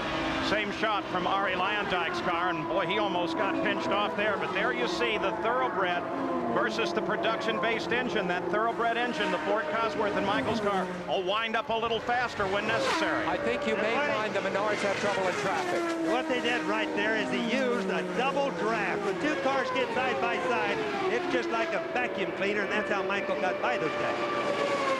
So 19 laps are complete in the Indianapolis 500 with Michael Andretti taking the lead over Ari Leyendijk and Scott Goodyear. We'll return with more of the 500 after this message and a word from our ABC stations. Guerrero and Eddie Cheever have been released in good condition, and they're back out of the hospital. Stan Fox has a closed head injury. He's on his way to Methodist Hospital. We'll probably have some information on him in about a half an hour, 45 minutes. So, Henry, we'll come back and try to get an update on Stan Fox at that time. Thank you, Jerry. Paul? All right, there's the official word from the medical director at the Speedway, Dr. Henry Bach. Scott Goodyear made a good move on Ari Leyendijk for second. As we watch this exciting battle, the man to look for is Paul Tracy, third from the left, I believe, in this shot. and he has moved up from 16th on the grid to 7th. He is moving fast. Tracy, the story there, of course, is that he's mistake-prone. He's one of the most brilliant drivers in the field, but he's been known to get into tangles with other cars. You see him on the left of the screen right there. Paul Tracy centered the screen right there, the great Canadian driver. If he can get through the first 100 laps or so of this race in good shape, he may very well have a big day here at the Speedway. You see the running order at the conclusion of 20 laps. You're on board now with Arie Luyendyk. He runs in 3rd place. He was passed by Scott Goodyear, who moved up into 2nd place. And there is Goodyear. And DeFerrin's car being pushed back to the garage area. I guess they've decided no go on this, because if they put it in the garage area, it cannot come back out. And of course, the key here is to have that car out of the way when the pit stops begin, which should be very, very shortly. Jack Arute, isn't that correct? Well, Paul, it should be as early as maybe 3 laps from now. Arie Luyendyk should be the first of the leaders to come in. And you know, Goodyear Tire and Rubber Company brought a 2nd compound tire to Indy for Carburation Day. It's a little bit softer, and many of the teams are planning to switch to it somewhere during the course of the race. But because of the caution that came out early, many of them are electing not to do it this time. You have to qualify. The tire that you qualified on, you have to start the race with. But you see these tires here in Arie Luyendyk's pit that are covered up? Those are the softer Goodyears. Look for them possibly in the 3rd stop of the race. Right now, Luyendyk's going to change back to the old Goodyears, the style that he qualified on. It's nice to be able to have 2 different tires like that. One of the things bothering the drivers right now, guys, is the wind. It's gusty at times, goes away at times. The drivers have got to be a little bit spooked, because one time they go at the end of the straightaway into one of the sharp turns, and they've got a big wind. The next time it's really still. They probably think their cars are giving a problem. Wind is blowing from the south, so it's a headwind up the main straight. As Arie Luyendyk has reported, heads for the pits. And this will be his first stop of the day. He comes off of 3rd place to the pits, and Jack Arute's right there. First stop is always the most difficult. You have to get acquainted coming down out of 240 miles an hour and hit the marks precisely. Luyendyk does. The onboard air jacks go up. He passes off on the water. He's right now just going to take on tires, a full load of methanol fuel, and we look for no major adjustments. Now, yes, they are putting 3 turns of front wing on both sides on Arie Luyendyk's car. He is off and away. Almost stalls the car and having trouble getting back up to speed. They're still pushing, and he's killed the engine. That's a costly thing. Boy, that's a big problem. Going to hurt Arie really bad. And it almost got in the way of Scott Brayton. His teammate is electing to come in now, too. So while one Menard team begins to work on Arie Luyendyk, Scott Brayton looks for his pit stop area as well. They get the jack in. They're having trouble getting the onboard starter connected. They do now as it begins to fire. Now Scott Brayton goes to work. Luyendyk goes by, but the car is still misfiring. Now, according to Team Menard, they're going to make a wing adjustment as well on Scott Brayton. They do make a rear wing adjustment on Scott Brayton's car. And he is off and away, but again, a very rough-sounding motor. Remember, as they begin to come up through the gears, gentlemen. Remember that this team runs only this one race per year. They have a huge budget, over $6.5 million devoted to this one race. But sometimes you might have teething problems because you've just made the first pit stop of the year that you might not have if you ran all the races. Let's also keep in mind that the 2 Menards were the first into the pits for fuel. That means that they may not be getting the mileage the other guys are. It's a very important thing to the whole race. Bobby, that indeed is one thing we should remember, and more importantly, who can forget the problems they had coming back out of the pits? In both cases, in Luyendyk's case, he stalled the car, but Brayton was none better in terms of riding the clutch and coming back up through the gears. That could spell problems in a long race where you got to come in and out of here 7 to 8 times. Well, Jack, that valve train, I understand, is very sensitive, so you have to be careful not to over-rev it, too, coming out of the pits. Here we are with Michael Andretti. The leader of the race. As the leaders flashed by last time, it was Michael leading, followed by Scott Goodyear and Jacques Villeneuve. Those 3 have not stopped. Gugelmin, Vassar, Tracy, Ribeiro, Pruitt, Fabi, Roberto Guerrero, Matsushita, Salazar, Rahal, Zampedri, and Bossell have all stopped as we are watching the fight for first and second. And Goodyear is now beginning to close in. And there was Robbie Gordon they just went by, so he's still not up to speed. Both of them due for the pits any time now. That was Robbie Gordon. You see him third in the order. The true third in the race is Jacques Villeneuve. He sits back just a bit. Remember, we ride with Scott Goodyear here. He has only won 2 IndyCar races. They were both 500-milers. And as we go along, Sam and Paul, and see the sky up there, we see that the clouds are breaking a little bit. There's Michael coming in the pits right now. So as Michael heads for the pit, Scott Goodyear stays out and will assume the lead. So the Honda engine, at least now we know, is capable of going the farthest, at least based on the first stop. The Menard stop first. Let's go to Gary Gerald.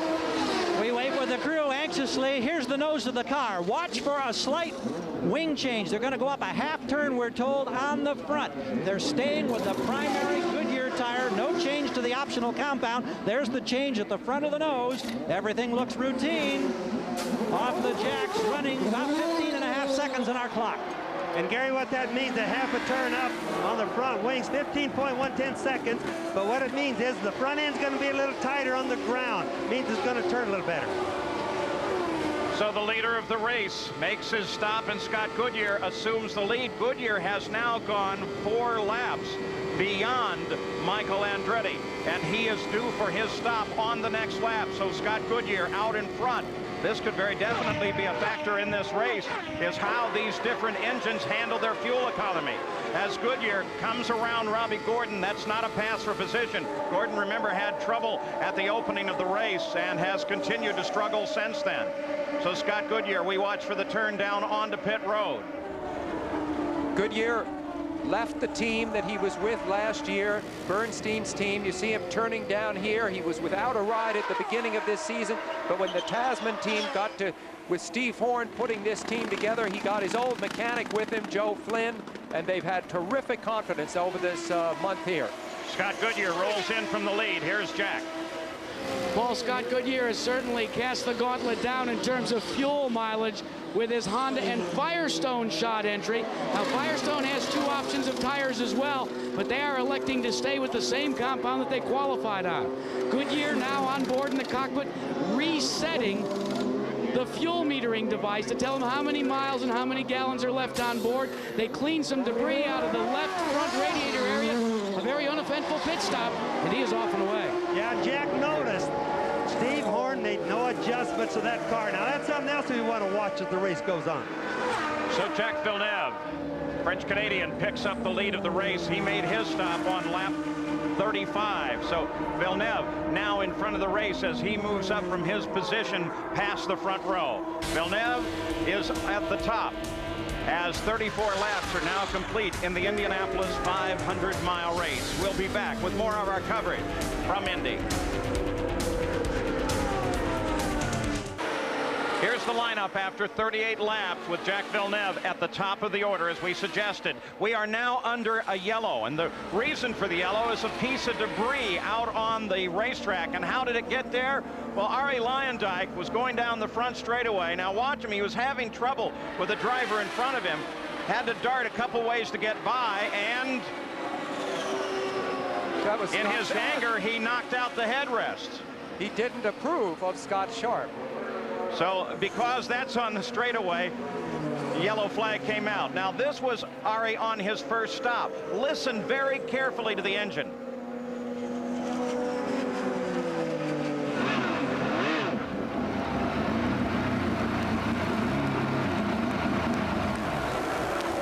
And then he stalled it.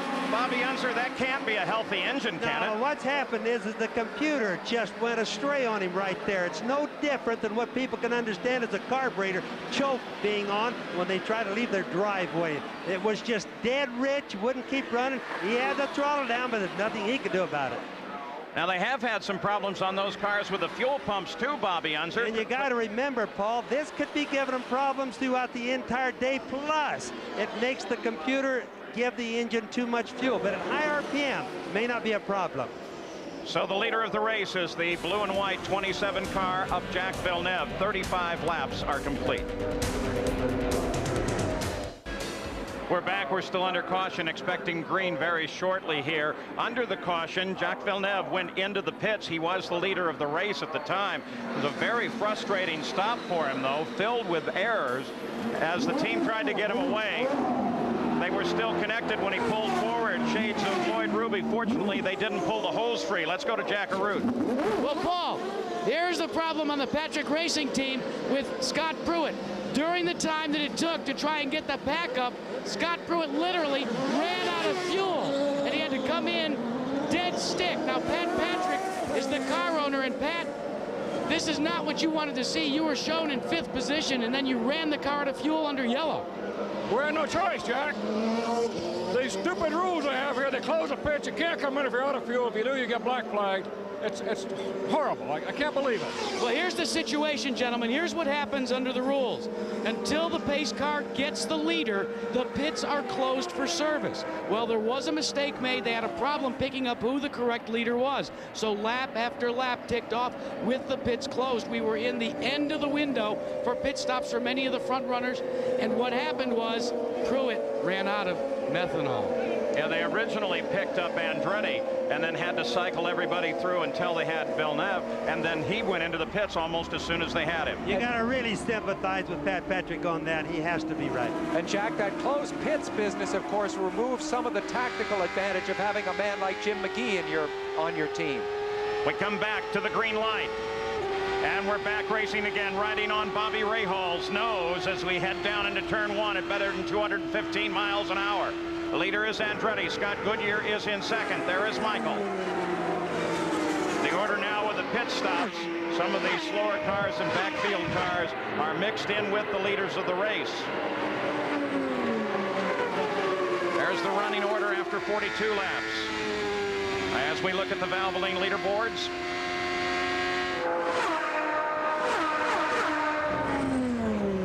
also, let's keep in mind, Paul, that these guys have been watching weather. We're getting a lot of sunshine. They're changing their plans. When they see sunshine, the clouds breaking up, the teams start going into 500-mile plan modes for their pit stops, etc., instead of a scared half-a-lap race. The car directly in front of Michael Andretti, the car in the lead of this group, is Teo Fabi. He's running 11th, in position to be going down a lap to the leader, Michael Andretti. Teo Fabi on the left. Andretti is 5 seconds ahead of the second place car of Scott Goodyear, and then Jacques Villeneuve is just a little bit back, about 2 seconds back from Goodyear. 4th place is now Ribeiro, then Gugelmin, Bosell, Johansson, and Sullivan. You see Michael Andretti's stats. Of course, the one stat that never really comes up is the unlucky times that the whole Andretti family has had here at this track. You wonder now, perhaps with Mario out of competition, you see Scott Goodyear coming by Hiro Matsushita there. If maybe Mario took that bad luck with him, and there's a chance for Michael to win here today. Certainly he's doing great so far. Okay, clarification of a report coming from race control. They indicate that the problem was not so much with how the pace car picked up the field, but with the fact that Villeneuve did not pick the pace car up properly, and that caused for the delay. There is Jacques Villeneuve. He runs in 3rd place right now. Actually, that pit stop problem didn't really cost him that much. It was under the yellow, and he was terrific getting the clutch in, getting the car started again. Yeah, it really didn't hurt anything, Sam, but it certainly did hurt the Pat Patrick car. Good presence of mind for the young Canadian. Before the pits were closed, this is what Jack was talking about. When the yellow flag came out, certain crew chiefs, certainly Jim McGee among those, would call their cars to dive into the pits. Andre Ribeiro there, he currently runs in 4th place in the 31 car. The second of the Honda powered cars here, the fastest rookie in the field. Yellow, blue, and red, the colors. Very likable young man. Ribeiro, of course, had the accident in practice the day before qualifying, shook him up. You see him on Davy Jones making a move inside of Matsuda. Davy Jones in the red car, he would have been down at the Charlotte 600 after this race. That was his plan, to try to do both races the way John Andretti did last year, but he crashed his Winston Cup car. If everybody notices that the cars go down the straightaway, they seem to be about the same speed. They're picking up drafts. And then when you get to the end of the straightaway is where the cars pull out and do their passing. And sometimes when you have two cars there, it's really a good draft to get. So Ribeiro still on the move. We'll keep an eye on him as he runs in fourth place. Way out there, Paul. Ari got way high. He's slowing. Almost crashed out there. He was in the gray stuff. Only experience kept him going. Look how much slower he's going after that scare. So he gathers the car back under him and tries to get her back under operation. The question was for a moment there, everybody's so concerned about the engine on these cars. Was it the engine? Here comes Raul Boisel into the pits. He's answering a black flag for a stop-and-go penalty. He ran over a hose on the way out of his pit stop.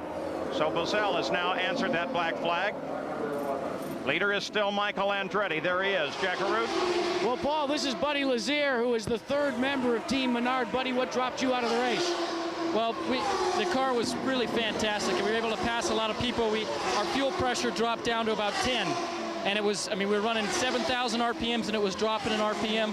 But for the first 5 or 10 laps, it felt really good. It's the best car I've ever been in. It was so exciting, and to have it in with a bad fuel pump it gets you right here. Gentlemen, remember, this team has experienced fuel pump problems all month. That's one of the things that they worked on since they qualified on the pole position. They remanufactured, refashioned fuel pumps.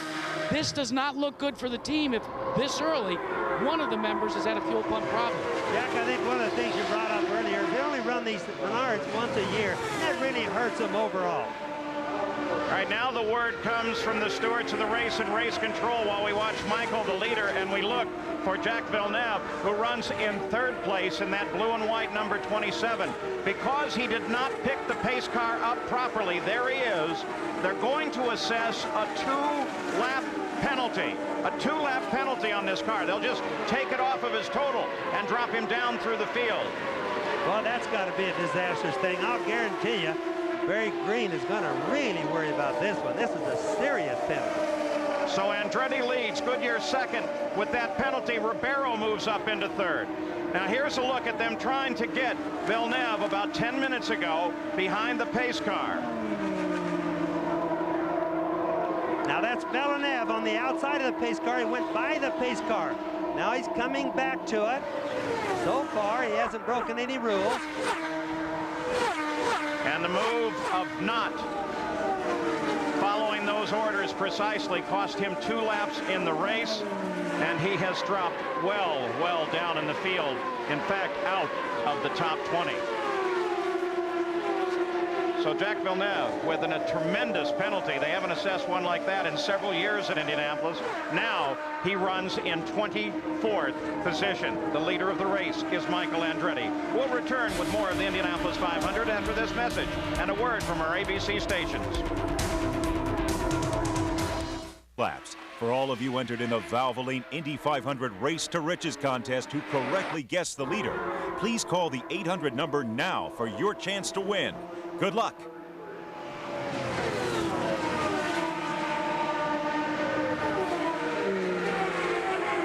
Here's the race summary after 50 laps. We've had 5 lead changes, 5 different drivers. Michael was leading at the 50 lap point. 2 caution periods totaling 17 laps, including that accident that involved 6 different cars on the start of the race. And very shortly, we should be able to give you a further update on driver Stan Fox, who was transported to Methodist Hospital of Indiana from the Track Medical Center here.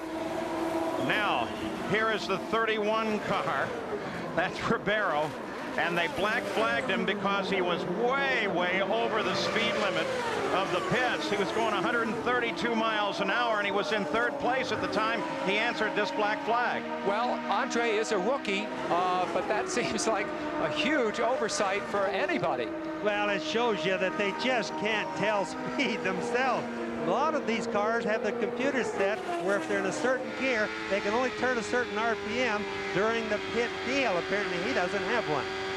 Computer speed limit at 100 miles an hour. Let's look down at the stories now throughout the race. We mentioned them at starting, beginning with the tracking of the engines here. Well, one of the Menards is out, 2 remain in, and Hondas are up at the front of the field. Michael Andretti is the leader of the race. Started 4th, now 1st. Led 33, as you see, of the 59 laps, and he is running a torrid pace. Let's go to Jack Arute. Well, Paul, at one time, this group, Team Green, saw themselves running in the top 3. And now you're all the way back to 27th after a 2-lap penalty. What does that do to your chances in this event? Well, I wouldn't count us out yet, Jack. Obviously, we're devastated. I can't understand what the hell they think they're doing out there, but they waved us by twice, you know what I mean? All the driver does is do what the pace car said, and I think I don't think it's a very good decision what they're doing, but we just got to soldier on. We just fight a little bit later. Well, we saw on the video when he finally got packed up properly. We didn't get a chance to see it on the video when he went by the pace car, but what was the conversation with USAC like? I just voiced my opinion. I mean, the driver says he was waved by. That's what I've told USAC. Thanks, Jack. Paul? You saw Lyondike was into the pits while we were talking with Barry Green. And we did not see then the actual video of what USAC perceived to be the violations. We saw it when he was finally picked up. The car directly ahead of Michael Andretti, who you see here, is his teammate Paul Tracy in the white car with red on it there. You see Paul Tracy. Michael Andretti is about to put his teammate 1 lap down, but the team of Newman Haas so far shut out for many, many years, is very well positioned in the race here so far. Paul Tracy, she started 16th, now moves up into 6th place. Now let's consider these other stories of the day. We were talking about the engines.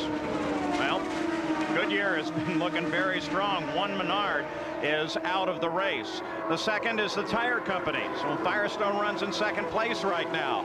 Wide open competition. 6 cars run right now on the lead lap with some interesting names like Guzman, Johansson, and Paul Tracy. And then the weather. Well, it's still sunny. 77 degrees, may even get hotter. And Arie Luyendyk, that stall in the pits may have been very costly for him. We'll continue to track these stories today. We've had 2 caution periods. As Paul Tracy right there behind Michael Andretti, of course, not in contest on the course. This could be Michael's year. The first time he's ever driven here without his dad. That was bad for Paul Tracy, though, because he just got put down that lap that he didn't want to get put down, Paul. Robbie Gordon is into the pits. He has not been a factor. He came into the pits running in 17th. There's a new camera position for us at the end of the front straightaway. Great shot where you can see everybody coming down. We'll listen for a second and see if we can hear Gordon and Walker on two-way now.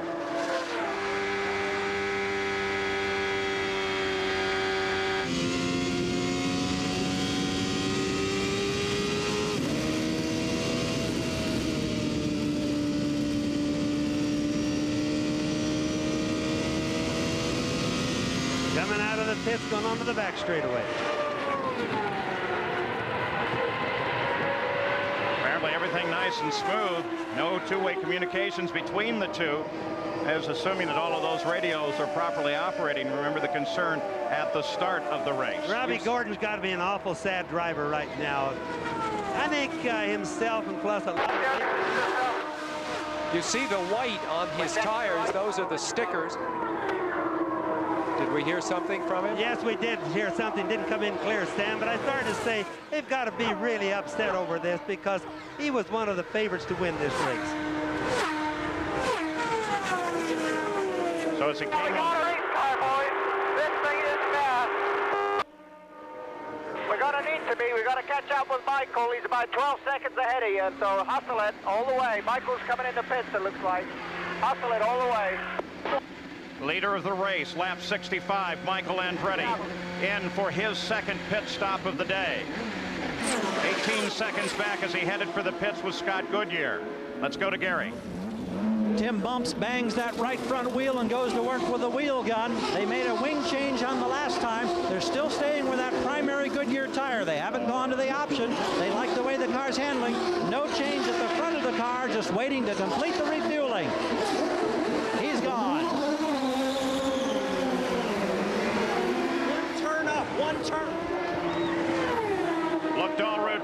Michael on the 66th lap. Goodyear took over the lead of the race. Guzman is now second. You're on board with the leader, Scott Goodyear. Another thing about that Scott Goodyear tire car that we're talking about or looking at there, just believe that engine, when they want to go fast with it, turns 14,500 RPM. Amazing. Paul Tracy was running in 9th. There's Andre Ribeiro coming in. And there's Scott Goodyear in, the leader of the race, 24 car. Now let's see if they make any wing adjustments to their cars. Being very careful not to violate the speed limit there. Stop and go penalty here is really serious. Let's go to Jack. So far, gentlemen, they have made no chassis adjustments to this car. Now they're going to change to one full turn in the right side wing in 14.9. But the most incredible fact is when you start to log in pit stops, the car that is having the worst fuel economy, Arie Luyendyk in the V6 Menard. The best is the Honda, Gary Gerald. Jack, we saw no changes on Michael Andretti's stop, but for his teammate Paul Tracy, who's been battling his way forward in the field, they went up one full turn on the right front wing. We'll see if his car handles any better now. And again, that right front wing going up on it is to make the front end hold better. I keep telling people so they can follow the adjustments of the cars. With that Scott Goodyear stop, Mauricio Guzman becomes the 153rd driver to lead at Indianapolis. Back at Indianapolis, Mauricio Guzman is the leader of the race, the Brazilian. He made his last and only pit stop on lap 42. He should be due in shortly, but now he adds his name to race leaders at Indianapolis. Bobby Rahal was running back just out of the top 10 when he came in for what should have been a routine stop, watching the pit speed limit, looking to find his pit here, and this happened. But wrong pit. Well, that was a costly mistake for him. Now he's got to go slow, completely to the pits, get out on the racetrack, get back up to speed, and still do this again. So that was costly. So while we watch the leader, Mauricio Guzman, we have an official update on Stan Fox. He is still unconscious. He is at Methodist Hospital of Indiana. The report is he has a closed head injury, and he is in surgery. Now, Jerry Punch, a closed head injury. What are we talking about?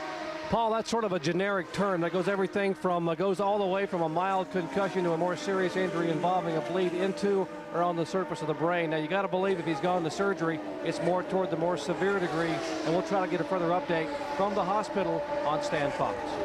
Jerry Bunch, of course, is a medical doctor, can help us with some of those things. Stan Fox is listed in serious condition at Methodist Hospital of Indiana.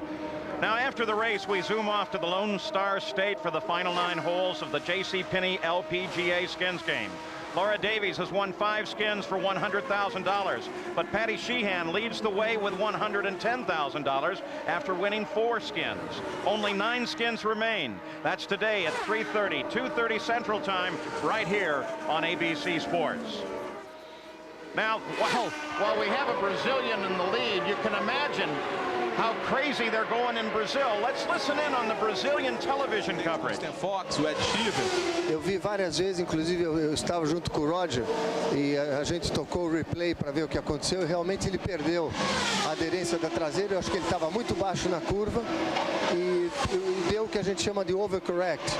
Ele corrigiu o carro demais, o carro virou praticamente a 90 graus contra o muro e bateu um impacto violento, realmente foi terrível o impacto. Como é que acontece, Emerson? Eu nunca vi aquela imagem depois de 92, quando a segurança na Índia aumentou muito. Aquela imagem da parte da frente do carro sair e ficar com as pernas praticamente, vamos colocar So with Emerson Fittipaldi as the analyst, in Portuguese, the transmission down to Brazil. Announcers are, by the way, with us throughout the year. Some fairly fun guys, too. Remember that Mauricio is a big hero down in Brazil. He appears in ads for, I think, poultry stuff, the chicken business. His father's a timber merchant and an antique dealer. He's been famous down there for a long time. Michael Andretti makes his move as Guzman heads for the pits, and Michael Andretti goes for the lead of the race once again. Mauricio Guzman makes his second stop of the day, and Michael Andretti assumes the lead. He was closing quickly on Guzman as he slowed down, and then Andretti came into the pits as well. Now, Andretti last made a stop just 10 laps ago, so this stop for Andretti is not routine. Guzman's stop is.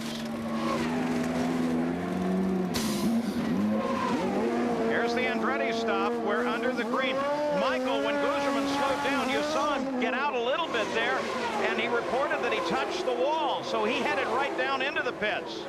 That won't make Michael too happy. He's going to be screaming about that, saying that Gugelmin caused him to do that. And I don't know which side is right on that one. Remember at Miami earlier in the year when Michael rode for several laps after contact with the wall and another car? Here's Michael in the pits still. They're really this looking is serious, it over. obviously. Jacques Villeneuve comes into the pits. Of course, he has not been a factor since that 2-lap penalty. He dropped down to 27th, now runs 19th as he came in on this stop. They're still working on Michael's car. He's obviously told him that it didn't feel good after he touched the wall. Of course, we don't know exactly how hard he hit the wall, but it meant something because Michael has a super good feel for things like that. Villeneuve back into the fight. The terrible Andretti luck. Michael Andretti climbs out. Many thought this was his best chance ever. And Michael Andretti's out of the car. I think this is sad for everybody. I mean, you just really know. He's really controlled this race, really been quick, and we all thought he might win this one. He was driving just the kind of conservative race. Let's go to Gary.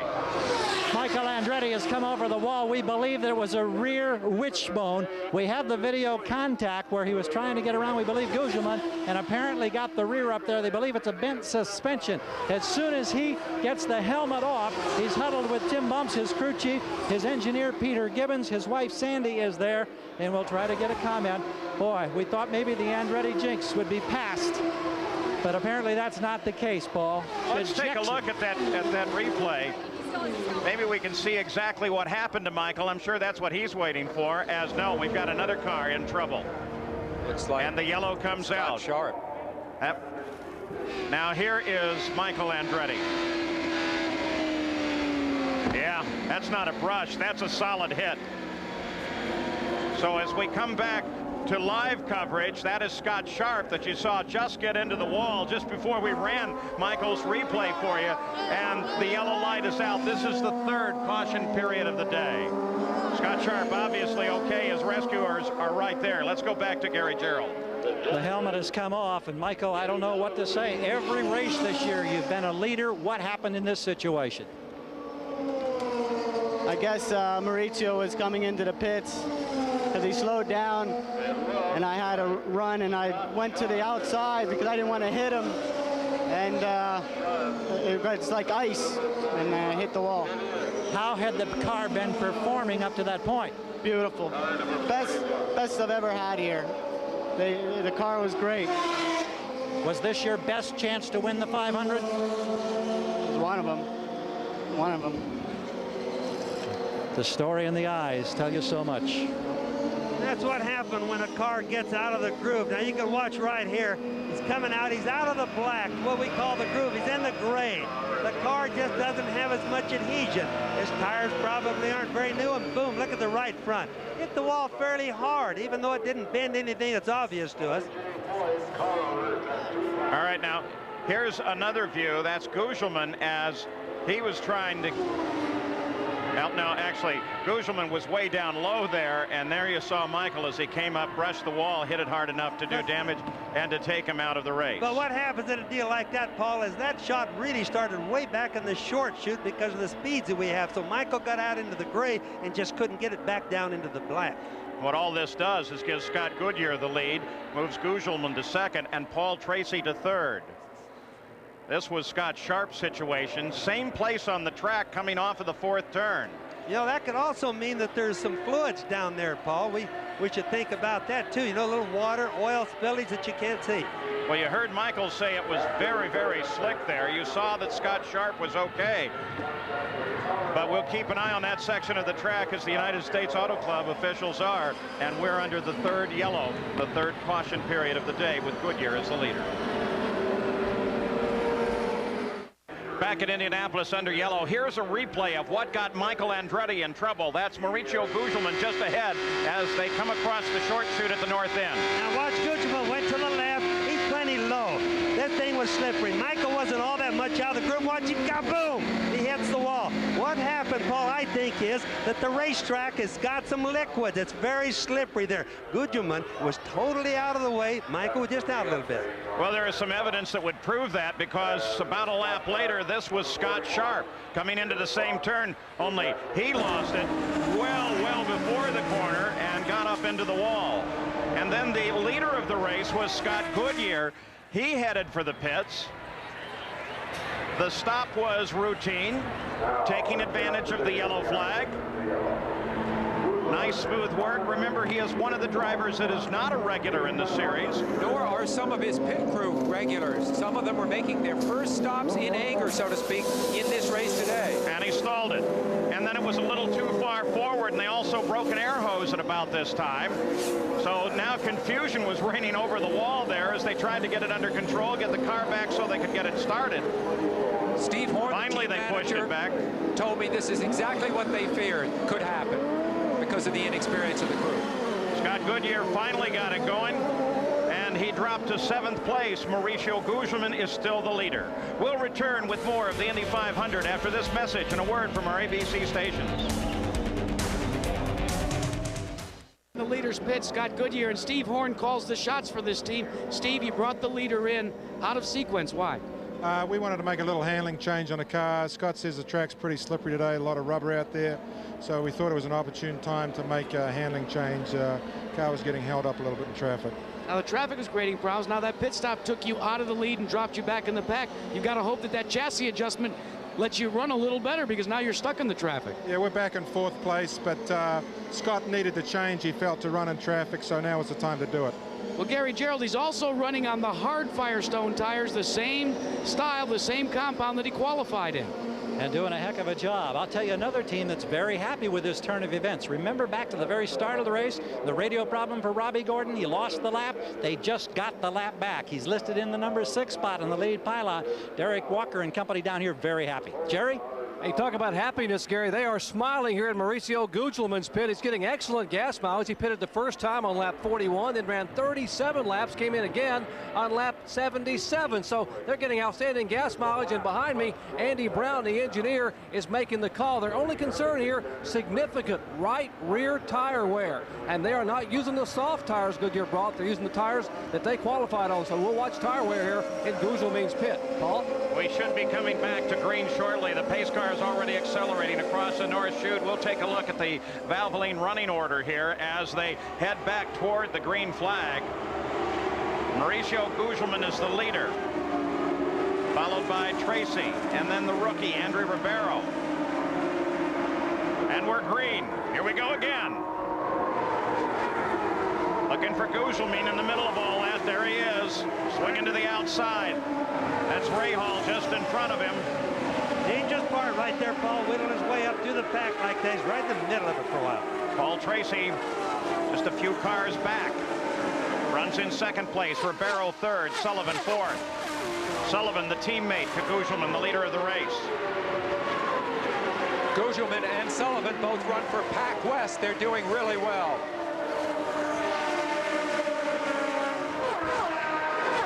Black flag will be displayed to car 33. That's Teo Fabi, exceeding the pit speed limit. They'll bring him in for a stop-and-go penalty. Update on Paul Tracy. Here's Gary.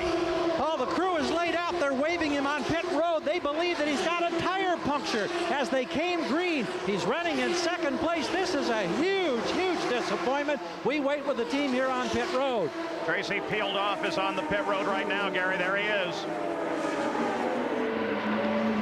He comes into the stop. They'll change, of course, all 4. We were told they believed it was on the rear. Oh, costly, costly stop now. Of course, they top off with fuel. They're holding him, holding him. They're making a wicker bill change on the rear wing. It's complete. He's gone. How many spaces did he lose on the racetrack? That's going to be the key. Well, he dropped down to 9th place as he headed out. He'll drop further as he comes back up to speed. And there is Johansson, loses it. Bobby, what happened there? On the pit apron. Paul, I didn't see it. I honestly didn't see it down here. I was into the monitor. I did see it there. Right rear is flat there. Yellow flag is out again. It looked like a tire exploded, but why and how did it happen down on the pit apron? So Stefan Johansson, look at his helmet there. You see those markings on the side that are blue? They used to be green. Team convinced if green was bad luck in Indianapolis, changed the color. Here's a replay. Watch Johansson. Now he's clear down on the apron, right there, right in front of us there. Oh, right rear All of a sudden, the right rear tire shredded. That means it was probably low, out of air, and when they're like that, they just come apart. Then, of course, he has no direction. Now, it also could have been that he ran over something, and then they look like they explode. So obviously Stefan Johansson is okay. The pits are closed until the pace car groups everybody up. Gugelmin is still the leader. Ribeiro is second.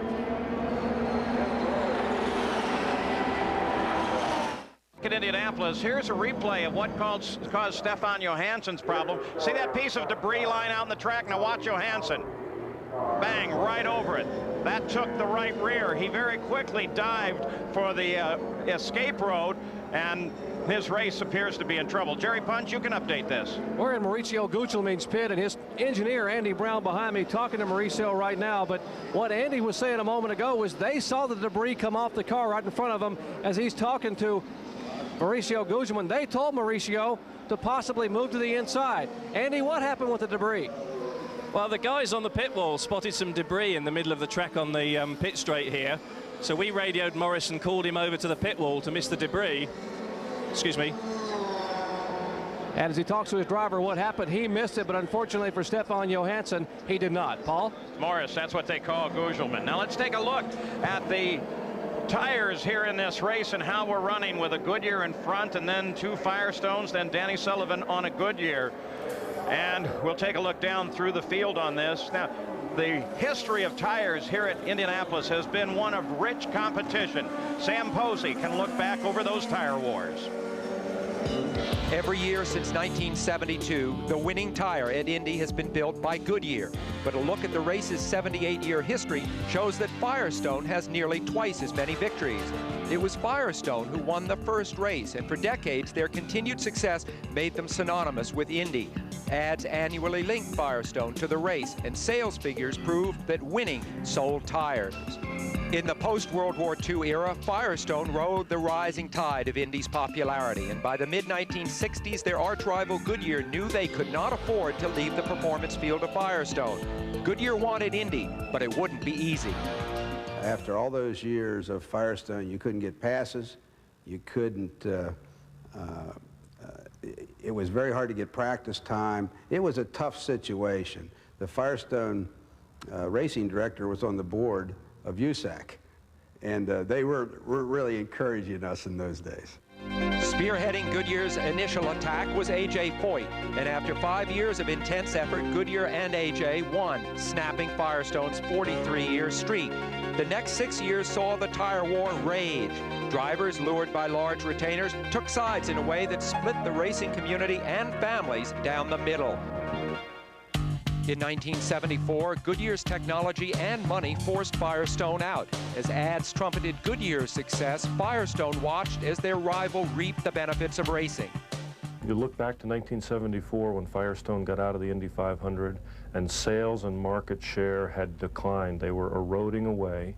And in 1988, when Bridgestone Corporation purchased Firestone, right then and there was an inkling, a thought that maybe we'll take Firestone brand back to Indy to resurrect the brand. And then in 1991, that decision got studied very thoroughly. 1992, late 92, we made the decision. May of 93, we made an announcement, and here we are. Firestone's comeback placed Scott Goodyear on the front row, an irony that provided a light moment for the giant tire companies. I think Goodyear stands to gain as well as Firestone here, no matter what happens, because we're all getting a lot more attention for the right reasons than if only one tire company were here. And I think we're both winning at this point in time, certainly in attracting more attention to our mainline passenger tires. Nonetheless, when this race is over, only one tire company will be able to claim victory. Will Goodyear extend its streak, or will the new guys who really started it all get back on top? And Leo Mel, one of the principals, of course, in that piece, is here live now. Leo, how many of your drivers, of your 25 in the field, have gone to your optional tire? Well, not all the 25 are left, but everybody, all but four cars have switched to the option tire as the wear's gotten better. How unprecedented was it to bring in the optional tire with only the 2-hour practice session on Thursday? Well, we've done that sort of thing before. We've got a lot of lab experience, and we tested it well elsewhere, so we were pleased to do that. So all in all, your evaluation of the race to this point in terms of your tires and the wear? Well, it's exactly what we expected. The prime tire was wearing out quite fast at the beginning of the race. Now it's stopped wearing out, and we switched to the option, and it looks very good for wear. Thank you, Leo. Thanks, Gary. Still under caution. We expect to go back to green at the conclusion of this lap. They are, by the way, going to black flag as soon as they go back green. Teo Fabi, car 33 again. And the reason is because when they black flagged him before and brought him in, he broke the speed limit on the way out. Saturday, ABC Sports travels to Dublin, Ohio for one of the most prestigious events on the PGA Tour. Join Jack Nicklaus as he hosts an all-star international field of golf's best in the Memorial Tournament sponsored by Dean Witter.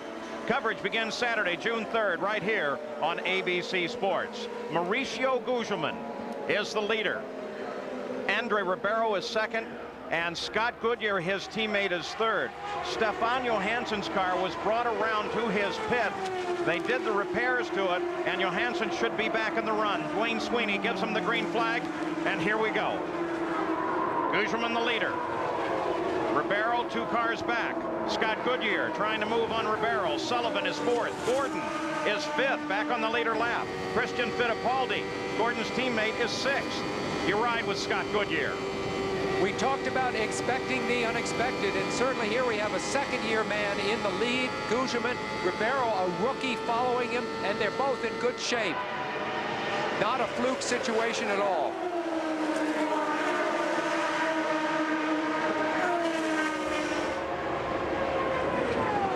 Goodyear tries to reel in Ribeiro. 105 laps to go. That means that in 6 laps, this will become an official race. That is, if the skies would open up, and that doesn't seem possible at the moment, but should the weather affect the run, once they've crossed the 101st lap, it is an official race, and a winner can be declared. Amazing, because the drivers went to bed last night amid thunderstorms and woke up with it still raining at about 5 o'clock this morning. And as you guys know, I can see all the way to Terre Haute, and I don't see any bad weather, so that's good news for all of us. Update now on Scott Sharp after his accident in turn 4. They have taken Scott to Methodist Hospital for observation. He apparently was hit by a tire during the accident, hit in the helmet. And so they want to take him in for observation. Here's the pole sitter, Scott Brayton, in. And coming in too slow, and there comes bad the hood, news. Paul. Collins coming off. We imagined that they might have troubles with the Menards, but they've kept going. It's just that they've been wounded, so to speak, and have been dropping back for this reason or that reason. So if this is a serious problem, and it appears to be, Ari Leyendijk will be the hope, and he currently runs in 15th. There's the Danny Sullivan car. Sullivan runs in 4th right now. Let's go down to Gary Gerald to get an update on Scott Brayton.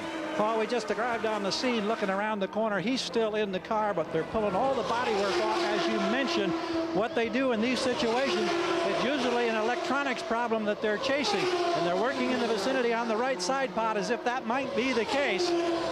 Sonny, any indication of the problem, Sonny? Not yet. Sonny Meyer, who builds these engines, the Menard with all that horsepower, still shaking his head. He doesn't know. Sonny out of Louis Meyer's family, the first 3-time winner of the race. So we watch Sullivan. Remember that Danny Sullivan won this race back in 1985. He spun and yet went on to win the race.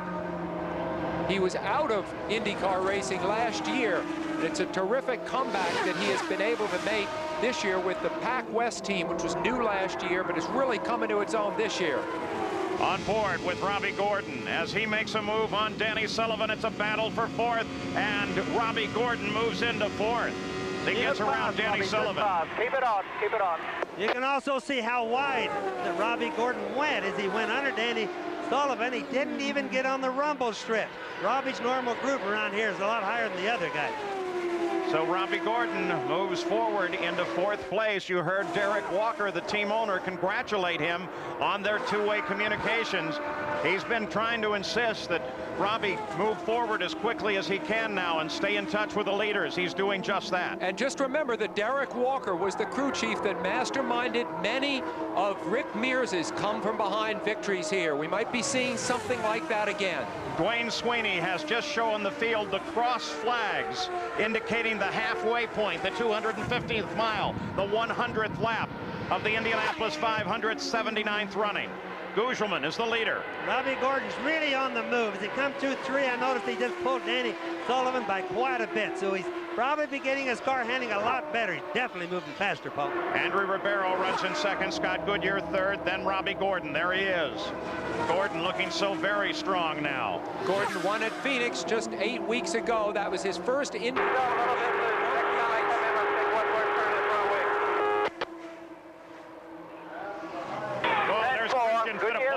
Goodyear's the guy you're chasing. About 7 seconds ahead.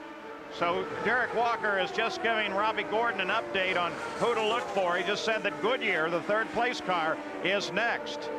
And Sullivan and Christian Fittipaldi now battle. This is a battle for fifth. Danny Sullivan, the car on the left, is in fifth. That's Christian Fittipaldi, another rookie here and teammate to Robbie Gordon as he runs in sixth. And Scott Brayton, whatever the problem was, they think they may have it fixed, and he heads back into the fight, but well down in the order. Sullivan, as you can see, has been slowing and is having trouble coming off the turns fast. Let's update the situation on Brayton. Gary? John Menard, were you able to determine what the problem was? No, we changed the spark box and the ECU and everything we could find, but we're not sure if we fixed it or not. I'll know here shortly when he goes out. He also had indicated, Paul, that there was a possible valve spring that may have been broken. Well, it acted like either that or like the spark box or something like that was bad. So we changed everything we could. Of course, if it's a valve spring, there's nothing we can do about that. So. Absolutely. Thank you, John. Thank you. So we'll keep an eye on Brayton. His teammate Lyondike runs in 15th place. The race is now at the 103rd lap. Whatever happens now, it is an official running of the Indianapolis 500. Right now, Mauricio Gugelman owns the thing. Here was the race analysis after 100 laps. For all of you entered in the Valvoline Indy 500 Race to Riches contest who correctly guessed the leader, please call the 800 number now for your chance to win. Good luck. Here's the Valvoline race summary after 100 laps. Mauricio Gugelman was the leader. The average speed well down off a record owing to the cautions. 5 different leaders, 9 lead changes. We've had 4 cautions accounting for 30 laps, and 9 cars are already out of the race. Now the stories that we talked about, first of all, the cars out. These all as a result of those at the first turn. Carlos Guerrero in St. James, Scott the Farron, Eric Bachelard, Buddy Luzier. And these are the rest of the cars out, the most recent, of course, being Michael Andretti. What a sad tale that has become. And now the stories that we mentioned at the start of the day. First of all, the engines, keeping track of the Menards and Honda. Well, there are 2 Hondas right now in the top 3, and Scott Brayton has a problem. His teammate, Arie Luyendyk, is running 15th. Secondly, the competition between the tire companies. The top 3, 2 of them are Firestone. Then the wide open competition. Well, 5 different leaders, 9 changes, and some very unusual names. We've seen some second-year drivers in the top of the order. The weather remains just perfect for racing. And the pit strategy, well, Michael Andretti hit the pits. That took him out. And to add one more story, it's a field day for Brazil with Brazilians 1st, 2nd, and 5th right now. This is the 50th year, by the way, that a Goodyear blimp has appeared at the Indianapolis 500, giving you these great shots of the main straightaway as they come across the yard of bricks and that white finish line that everybody cherishes at lap 200. Let's go to the pits and Jack Arute. Well, Paul, one of those Brazilians that Sam Posey talked about is rookie Andre Ribeiro, who is running in second spot. But he has reported in that he may have ingested something into the radiators because of the fact that the water temperature has begun not only to escalate, to get up right by the pin where it could begin to overheat and create problems. But you see the computers here? That's all the onboard telemetry, and all the Honda engineers have been monitoring it very closely. The window is open for a pit stop. If he has taken on some debris, they'll be able to brush it back out, and that should, and we say should, cure the problem. As we went to Jack, you saw Eliseo Salazar move around Sullivan and into sixth. Now Sullivan has his hands full because Jimmy Vasser and Bobby Rahal, you're on board with Rahal now, lined up right behind him. Here's how the rookies are looking today with the fastest rookie, Andre Ribeiro, running in second place, Christian Fittipaldi having a good race, and Eliseo Salazar just making that great pass on the 85 winner, Danny Sullivan. You know, Paul, another thing, I've been watching the speeds of some of these cars, like mid-race type of thing. The fastest guy has been Scott Pruitt. Jimmy Vasser moves out and around Danny Sullivan, and Vasser moves into 7th place. Start to say that Scott. Now Rahal's going to try him, Bobby. Boy, I saw that. My Lord, they're really having a dogfight right in the middle of the race now. Anyway, Scott Pruitt's running 219 miles an hour. That's really fast. Then we have some other cars that are running like 216, like Villeneuve, really moving up. Rahal, as Guerrero came sliding in there. Not a move for position because Guerrero's actually sitting down a lap, but boy, he's trying to get his lap back as he came around Rahal and stuck his nose into the middle of the battle between Rahal and Sullivan. Guerrero, the white 21 car. It just shows you if you lift off the throttle even for a second, this is how much momentum you lose. And as we watch the cars going around the track right now, remember, about mid-race is when the track is as slippery as it gets. It gets real bad early, and then it gets better as the race goes on. Let's go to Jack. Well, Paul, Scott Pruitt is being shown in the 13th position. Here's the first pit strategy. Do you see the tires sitting on the wall? They're not going to change tires. It's a stop-and-go, fuel-only pit stop. They think this could get them further up in the field because race traffic is so difficult to circumvent. They tap the fuel man, they fill the tank up, and he's off and away. There's that. Scott Pruitt came in 14th, out in 16th. The idea is that, there's Eliseo Salazar. The idea is that those Firestone tires can really last through several pit stops. That's the hope anyway. I just wanted to mention while we're watching Salazar in the pits here, people wonder why the track gets better later in the race. It's because of fluids that leak out of the car all slowly get soaked back in. So the track gets worse as the race starts, then after that it gets better. So Gugelmin is the leader of the race while most of the cars begin making their stops now.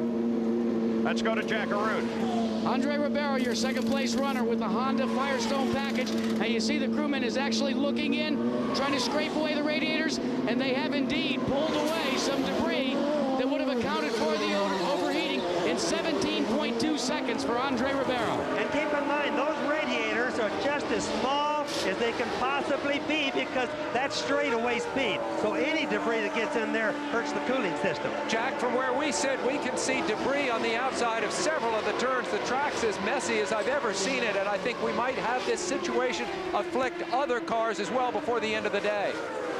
Andre Ribeiro came in 3rd, dropped down to 7th during his stop, showing you how critical those pit crews are with traveling speed at 220 miles an hour. The cars are every second going the length of a football field plus, well over 100 yards. There's the leader, Mauricio Gugelmin. Scott Goodyear is 2nd. Robbie Gordon, with everybody falling out on pit stops, has moved up into 3rd place. Christian Fittipaldi is 4th, and Jimmy Vasser is now in 5th. That's really been some good planning on Derek Walker's thing, getting Robbie Gordon all the way back up to 3rd place. It's amazing. We almost wrote him off not too long back. Well, and he's keeping his cars right together, Bobby. His cars are in 3rd and in 4th. So expecting a stop by this car, the Pac West car of Mauricio Gugelmin. Danny Sullivan is his teammate. The 85 winner who runs in 15th right now. He's made his turn now onto the pit road. This on the 116th lap. Watching the speed limit. And now as Gugelmin comes to a stop in front of Jerry Punch. You heard Leo Mel say that all but 4 cars had switched to the backup tire.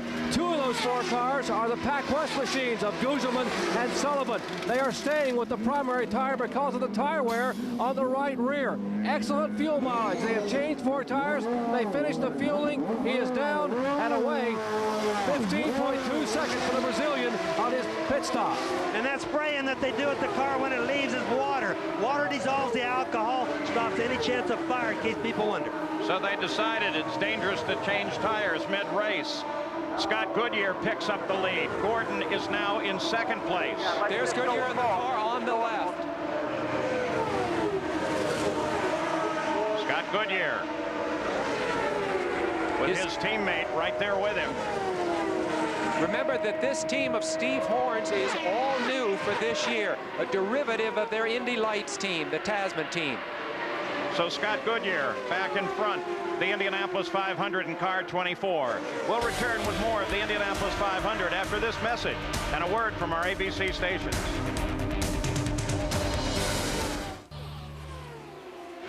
We're back live in Indianapolis. The temperature 78 degrees, but look down at the bottom at the track temperature. 120 degrees. That doesn't help the grip at all. And the winds out of the south at 21 miles an hour have been blowing quite a bit of debris onto the racetrack, pieces of paper and the like. That's a concern to all the crews, because if they get ingested in the front of those coolers and stop the cooling process in the engine, they can cook an engine in no time. Ribeiro was into the pits. He stalled while he was there. Now he's trying to get out onto the track. We watched him when he came by here, Paul. He was very slow. Look at him. He wants to pull back in. He's had a vapor lock, or for some reason, the engine has just quit. The yellow comes out for Ribeiro as he raises his hand and says, "I'm stopped." He dropped to 19th position with his stop.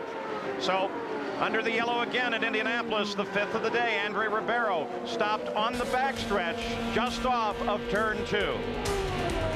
Right now, Raul Boesel is the leader of the race. We'll be back. Andre Ribeiro trying to limp back to his pits after stalling over on the backstretch. We're still under caution here.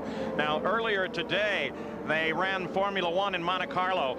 I was going to try and warn you to look away if you didn't want to see this. The official results of the race, some people watch that on videotape later in the day, and so we won't verbally mention it. Now, next Sunday right here on ABC Sports, as we continue under this caution, we will head north as the Indy cars roll onto the 1-mile oval at Milwaukee. The defending champion Al Unser Jr. and Emerson Fittipaldi will be back, and with a vengeance, as they return to racing at the Miller Genuine Draft 200. That's next Sunday at 1 Eastern, 3 Pacific, here on ABC Sports. And so under the 5th caution of the day, that for Ribeiro, who has already made it back to his pits. Let's give you a rundown through the entire field with Gugelmin and Goodyear continuing their battle. Look at Gordon up there, but perhaps even more important as you look down through this order, look at 11th place, and just beyond that, you're going to see that Jacques Villeneuve has been moving steadily forward through the field. He's back on the lead lap.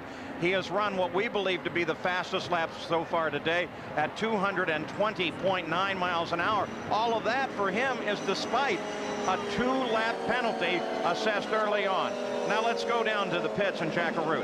What a difficult day for Andre Ribeiro. After running as high as in 2nd position, having overheating problems, they solved that. And then all of a sudden he goes out, Paul, and on the way back out after a 2nd pit stop to clean debris, he has an electrical problem develop, and now that is why he is forced to limp all the way back to pit road. It works sometimes, and sometimes it doesn't. We're back to green. With Mauricio Gugelmin at the head of the order, Scott Goodyear 1 car back. That's Teo Fabi in between the 2 of them. Robbie Gordon is 3rd, Bobby Rahal is 4th, Jimmy Vasser is 5th, and Christian Fittipaldi is 6th. They've all just completed stops. 74 laps to go. Look at the debris on the track. That's a real concern. Gugelmin on the left of your screen. Remember, he's a Formula One veteran. He was never able to win there. Very happy to make the transition over to Indy cars. This is the best race that he has had so far since he came to IndyCar racing. Now, on your weather guy's going to give you another update. The weather looks good. I don't think it can rain for the rest of the race. That would be great news for everybody here, if it's right. You if you're not the typical weatherman, Bobby. Albuquerque weatherman is always right. So Gugelmin has now completed 3 pit stops thus far in the race. He should be able to finish with just 3 more, depending on the yellows. So he is right on the game plan. Pac West team giving him great service. There's the second place car of Scott Goodyear. Remember, that has the Honda engine and the Firestone tires. The usual combination. You know, Sam, we've been wondering about that engine because we know it turns more RPM than any other engine that we've ever had here at Indianapolis. About 1,000 more than the Ford engines do, for example, of which is the majority of the field. And they're still running, haven't given any problems at all. And remember, Bobby, it was just last year that the Honda engine was sort of run out of here in disgrace when Bobby Rahal couldn't get up to speed with it. So this is, we talked about coming back with a vengeance. It's been terrific for Honda. There goes Robbie Gordon. Black flag is going to be shown to the 21 car of Roberto Guerrero. Again, a speed limit violation in the pits. You ride with Robbie Gordon. He is in 3rd place. Scott Goodyear is in 2nd, up about 2.5 seconds ahead of him. But look how much distance that translates to on the track. Seems like an almost impossible distance sometimes to make up. Let's go down to Jerry Punch. Guys, we told you they're getting excellent fuel mileage here from Maurizio Gugelmin. Get a load of this. They pitted on lap 117. They may try to stretch it to lap 150 or 152 for his next stop. And then, if they get a couple of cautions, that may be the last stop they have to make. They are getting outstanding fuel mileage. They will need at most 2 stops, and with a little luck, maybe just 1 more, Paul. Outstanding, almost unbelievable. The prediction would be 3. So with 71 laps to go, we're going to try to get a little bit ahead on some messages so we can have a nice clear run to the finish. 128 laps complete.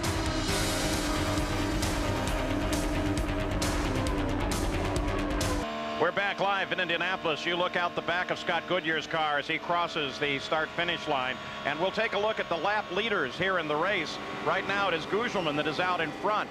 Goodyear is 2nd, and you can see that car just behind him. Well, that is Robbie Gordon, who has driven a brilliant race to get back up here into the front of the order. Then behind Gordon is Bobby Rahal. 5th place is Jimmy Vasser, followed by Paul Tracy, Scott Pruitt, Christian Fittipaldi, Danny Sullivan, and Jacques Villeneuve is now running in 10th place as he continues to carve his way back up through this field. 14 U.S.-born drivers in the race, Paul, and the highest-placed one is Gordon in 3rd. Scott Goodyear, Honda power. Honda's never started this race. Remember the problems that Bobby Rahal's had the past 2 years. Finally last year in frustration, having to move over to an entirely different engine combination as you're on board with Robbie Gordon. But boy, it's looking so solid here today. Gugelmin out in front of Goodyear by 1.6 seconds. You know, Paul, pit strategies are working themselves up to where they're going to be really important. There's 4 guys, Pruitt, Villeneuve, Gordon, and Boissel, that if they have just a little bit of help, they're going to make it on 1 more pit stop. A lot of the other guys are going to have to make 2 more. So pretty soon, we're going to see this come into play big time. Looks like Paul Tracy in trouble. Paul Tracy on the pit road at first, now on the backstretch.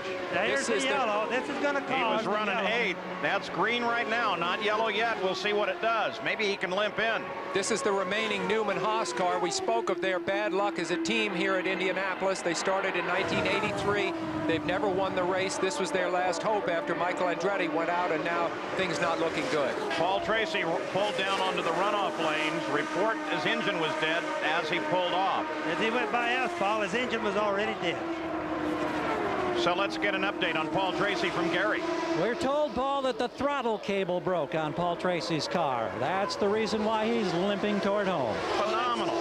You see Robbie Gordon here, though. He is on the move. The battle for second is very exciting between Scott Goodyear and Robbie Gordon. There goes Goodyear, and there's Gordon. They're very close.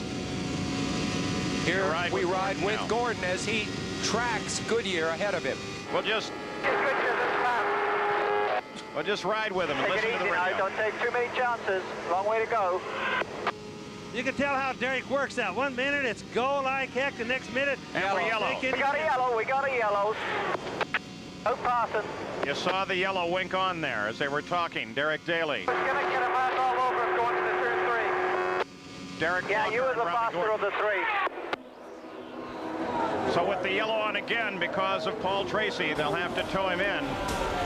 136 laps are now complete at Indianapolis.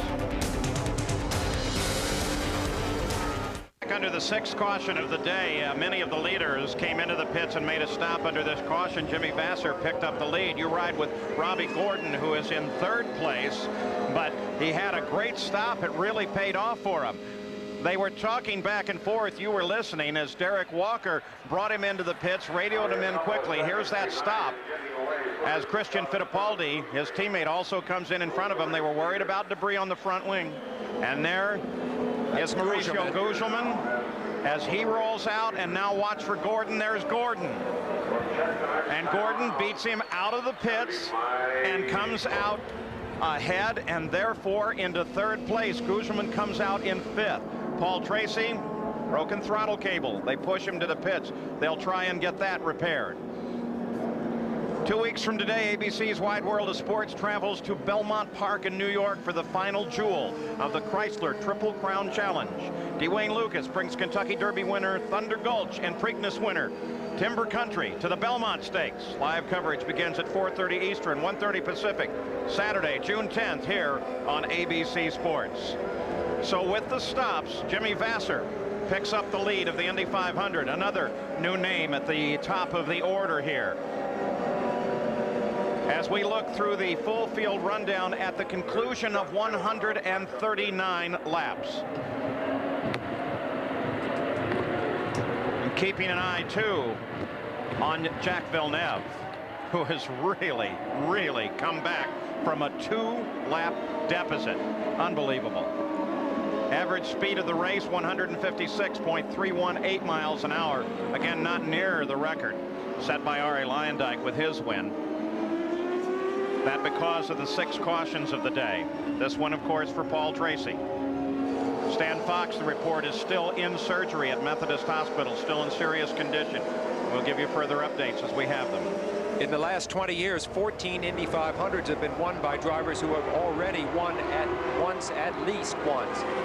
9 of those men were Penske drivers, so it's no surprise that we're headed for what looks like a first-time winner. Here we go again. Vasser in the lead. The 27 car of Villeneuve in second place. So Vasser is actually sitting third in the order. Villeneuve is another 4 cars back.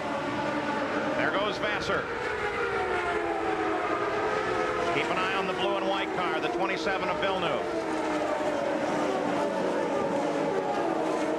Playing it pretty careful through there, Bobby.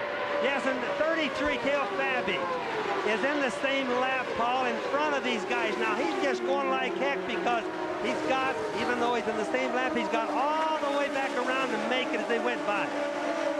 Got a look at Sam Pedri and Stefan Johansson there, 59 laps to go.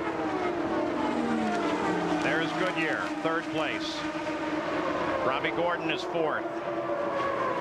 Scott Goodyear, Steve Horn told me the other day, there he goes, ripping by. Look how fast he comes around the Menard car. Yeah. Unbelievable. I think the Menards are crippled at this point. Steve Horn said Scott Goodyear is the most patient driver he has ever worked with, and that, of course, includes Bobby Rahal, a very patient man, and I think that's what you need at this point in the race. You don't need to catapult yourself back into the lead. You just need to think your way through it. There's a lot of racing left. Everybody overhauling the pole sitter, Scott Brayton, as he continues to struggle. There's Scott Goodyear. He runs now in his pursuit. That's Scott Pruitt lined up just behind him. Right, going by Johansson right there.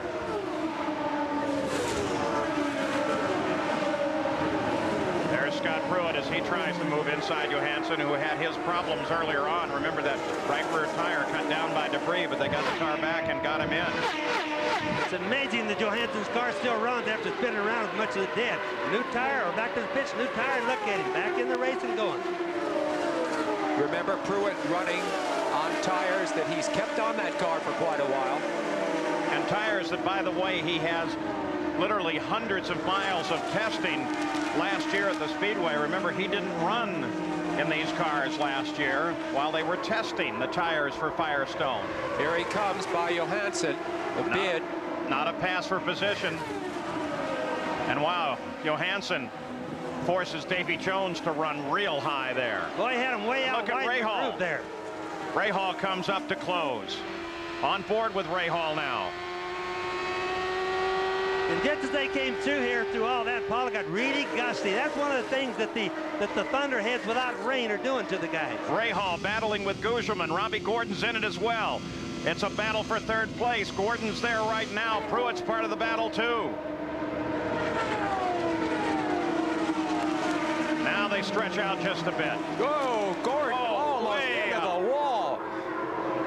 Now that's what I was telling you guys about the gusty of the wind. It's really got gusty just all of a sudden. It's been going up and down all day. But a gust of wind could have done that to him right there. Gugelmin around Jones. Not a battle for position.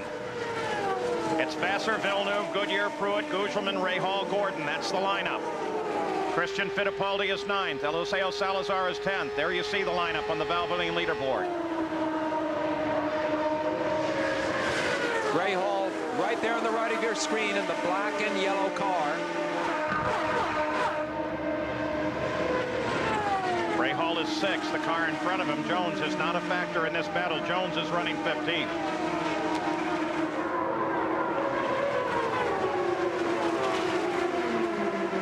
Rahal's order coming through this race, moving his way forward into 6th place. Now back on board with Gordon, 7th place.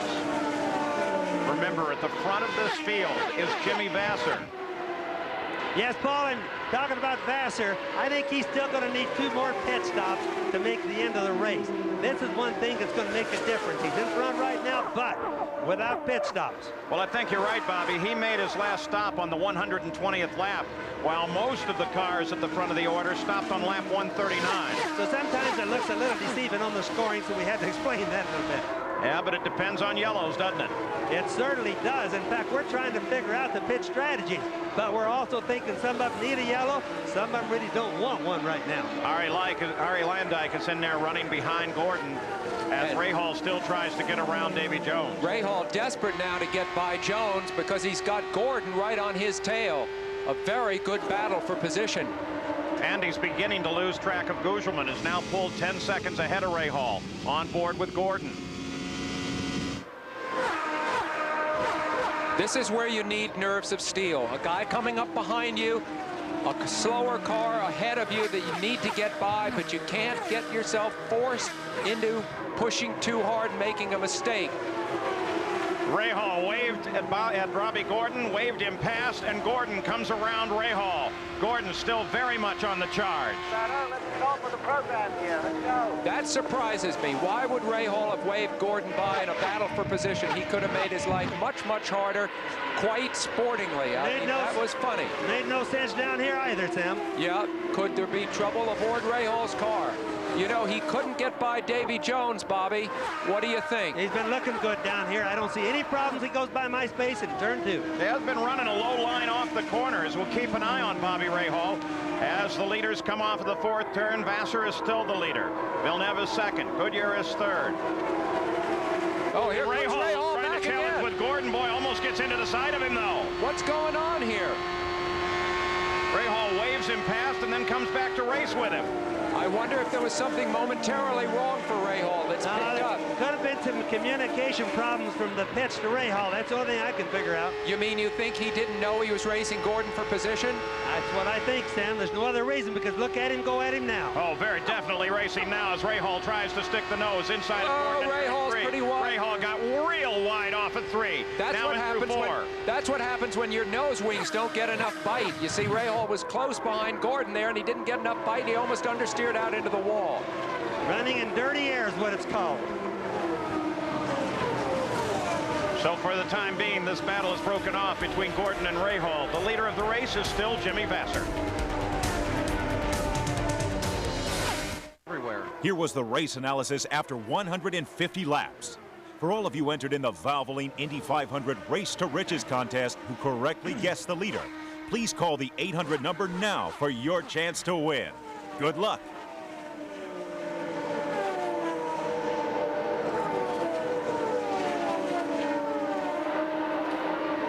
Jimmy Vasser expected in for a pit stop shortly now. He's out of sequence with the rest of the leaders. Average speed at 158 miles an hour coming up. 8 leaders, 15 lead changes. Cars out of the race. The first one's, of course, owing to that first turn accident. 45 laps to go. This is out of race at 150 laps. Paul Tracy with that broken throttle, the most recent retirement. Gugelmin, Bobby Rahal continue their battle. Robbie Gordon is just ahead of him. We'll watch this fight.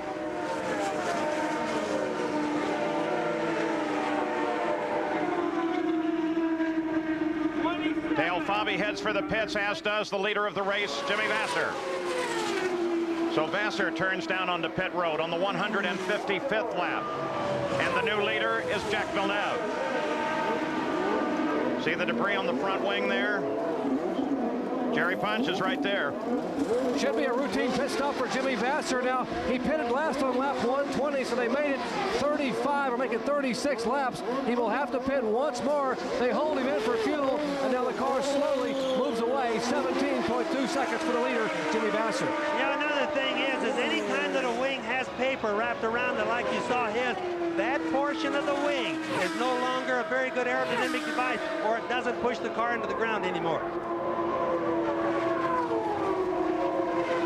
So Jacques Villeneuve picks up the lead of the race once again. Let's go down to Jack Arute. Well, Paul, here's the way it's unfolding for the cars that are running presently first and second, Jacques Villeneuve and Scott Pruitt. Villeneuve, according to Team Green, is real close, but they are going to try and make it on one final stop. They say they could be running on as little as fumes on the last lap here at the Indy 500. The same will be said for the Firestone tired Pat Patrick car. They're coming in, believe this, on lap 170, and then they're going the distance. Pruitt presently shown in second spot. I'll tell you what, though, what a terrific story this is with the car that went 2 laps behind. Right now, he'd be 2 laps ahead of the race were it not for that penalty. There's Scott Pruitt on Firestone tires. Pruitt did 10,000 miles of testing last year as part of the Firestone program. We saw that piece that focused on the commercial aspects of making the right tire ever since Firestone announced they were getting back in the business. And you see Scott just ripped by the Menards there. They have really faded. But the dealers have been literally salivating, according to an article in USA Today. Sales have jumped 20% last year and another 20% this year. So racing really affects the economy, Paul. What about Mauricio Gugelmin, Robbie Gordon's strategy? Gordon is now in 4th. Gugelmin is 5th. Gary Gerald? Well, Paul, there's not near the optimism here that we heard from the Villeneuve camp with Jack Arute. We asked Derek Walker, how much yellow would you need to make it in one more stop? Because they pitted on 139, they'd have 61 laps to go. He shook his head, said, we would need a lot. Gugelmin's camp remains optimistic. They're still hoping that there'll be yellow, that they could do it in one more. Remember, we had the early reports about their great fuel economy and fuel mileage. They're going to push it to the max, but we think here it's going to take 2 stops for both of those contenders. On board with Rahal, Gugelmin has his hands full with Bobby Rahal. Rahal lined up just behind him, has been trying him almost every corner. Remember Rahal's great drive last year, Paul, where he came up from the back of the grid to 3rd. We're seeing something very like that, a combination of patience, Fox-like skills. You can watch right there as Rahal came out of that turn. He got way wide. He almost hit the wall and right got past. Now that's what happens sometimes when you get the dirty air. Bobby Rahal's definitely been having some problems. Not a pass for position. No, that was Ari Leyendijk, who is running in 13th place right now. Started 2nd in the middle of the front row. Now we expect the leader of the race to pit very shortly. There's the pit board going out. You never know. You never know at Indy, because not only do they have that board, they have 2-way radio, and maybe sometimes, Sam, don't they put a board out hoping that the competition will read it? I think since Bobby Unser has retired, there's less and less of that. Yeah, they don't do that. I promise you guys, they're serious right now. So you were the last one, Bobby. I was the last of the innocent cheaters, I suppose. Oh, right. A major admission here. We've now moved into the last 100 miles of the 500-mile race. Villeneuve just 24 years old. just reflecting on Villeneuve today, Bobby, what a great day it has been for this man to make up that lost ground and to be running in a position to win the race. That's just what I started to say, Sam. One of the biggest stories today is that young man leading that blue and white car. There's Scott Pruitt, though, taking a run at him, but just to think, he got a 2-lap penalty. We almost rode him off, and now he's leading the race. First 3 cars running right together. Pit stops are due just any old time now for these cars at the front of the order, especially for Jack, as he leads Scott Pruitt down the backstretch. They talk about Jack entertaining offers from Formula One. Of course, his dad was a great Formula One driver for Ferrari. He was killed in the early 1980s. It'll be interesting to see whether Jacques makes that move or stays here in IndyCar racing. Look at Pruitt as he takes the lead, and the yellow comes out. Whoa! Look what that does. That means that the pits close. We've got Davy Jones into the wall. It means that as he was going for the pits, Pruitt was able to pick up the lead from Villeneuve. Then Villeneuve saw the pits were closed and veered back out onto the racetrack. Will he have enough fuel? But a good call. Will he have enough fuel, though, now? Let's go to Jack Arute. Sam, you're exactly right. We saw it happen one time before with Scott Pruitt. Their concern on Team Green is they wanted to run this one as far as they could. They cannot afford to have the pits closed for more than 1 lap because they have to come in and take on methanol as soon as possible. Unbelievable. There you see them ready to refuel the car and unable to do so with the pits closed. So they wait at Team Green, hoping that they will get this field gathered up quickly and Jack can get into the pits. Remember, that was his problem before, but they don't have him gathered up. The pits are still closed. You see the sign, no pit. Now, he is at reduced speed. That's going to help him a little bit. That helps him, and if this works out, of course, that projects him that much closer to the end of the race. Another thing you guys want to keep in mind, these fuel tanks, the pickups on them are made to pick up the fuel when they have centrifugal force going around the track. Sometimes when you're running slow, they quit picking up fuel. Let's hope they don't get the air now. All right, here's the view down from the blimp. That's Villeneuve in the front of the order here. Now watch, he started down into the pits. When he slowed down, Pruitt took over the lead. Then he saw the yellow and stayed out on the track. Boy, was that quick thinking. Boy, quick thinking. I think the officials are going to have to do some rethink on some of these pit stop no's. Now here is a situation with Davey, who just got high coming off at 2, right in front of the VIP suites and up against the wall. He appears to be okay as a result. Here's another view of it. He had Davy Jones did a very decent race going for himself. You've seen him able to hold off Bobby Rahal. You see him now above the groove there in the center of your screen. He's in deep trouble already. I would think, wouldn't you, Bobby? Yes, no and chance. once you get that far into the gray, where you pass the apex on the corner near the exit, that's it. All right, so the pits are now open, and we expect Jacques Villeneuve to head down into the pits. There he is. In fact, I can see him in there. He's about the 3rd car in line. Well, what you have is all 3 of the leaders heading into the pits. Pruitt, Goodyear, Villeneuve. You have a situation where all the leaders come in. Keep in mind, gentlemen, the Team Green 2 years in a row have put Jacques Villeneuve and their team atop the pit stop competition here. Then earlier this year, Team Green with Jacques Villeneuve at the wheel. Jack came home victorious after a brilliant set of pit stops, put him back out in the lead in Miami. So this team knows what it takes in terms of pit stops and pit stop strategy to make themselves a winning contender. They clean off the debris. They hold him as long as they possibly can, taking on as much fuel as possible. And the engine stalls. They try to refire it as Adrian Fernandez tries to come into his pit. And Goodyear gets out ahead. A traffic jam there right at the pit as Villeneuve tries to get away under this caution. There he is, finally rolling out. Bobby Rahal rolls out behind him. Boy, another bad problem for Villeneuve, who has not had the best of luck today, but seems to be able to outdrive it. Under the caution, Robbie Gordon picked up the lead. They just called him into the pits. Part of the strategy, trying to milk the yellow just as long as they can. Second place, Mauricio Gugelmin came in as well. There he is. So both of these cars still under the yellow. Gugelmin rolls away first.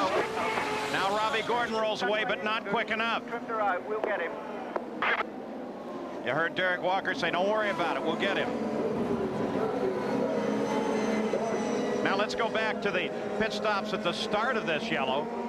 As Scott Pruitt, the 20 car, Villeneuve up the top of the screen. The red and white one right there. Well, keep an eye. Scott Pruitt's team, Patrick Racing, nice job. Rolled him away and gave him the lead of the race.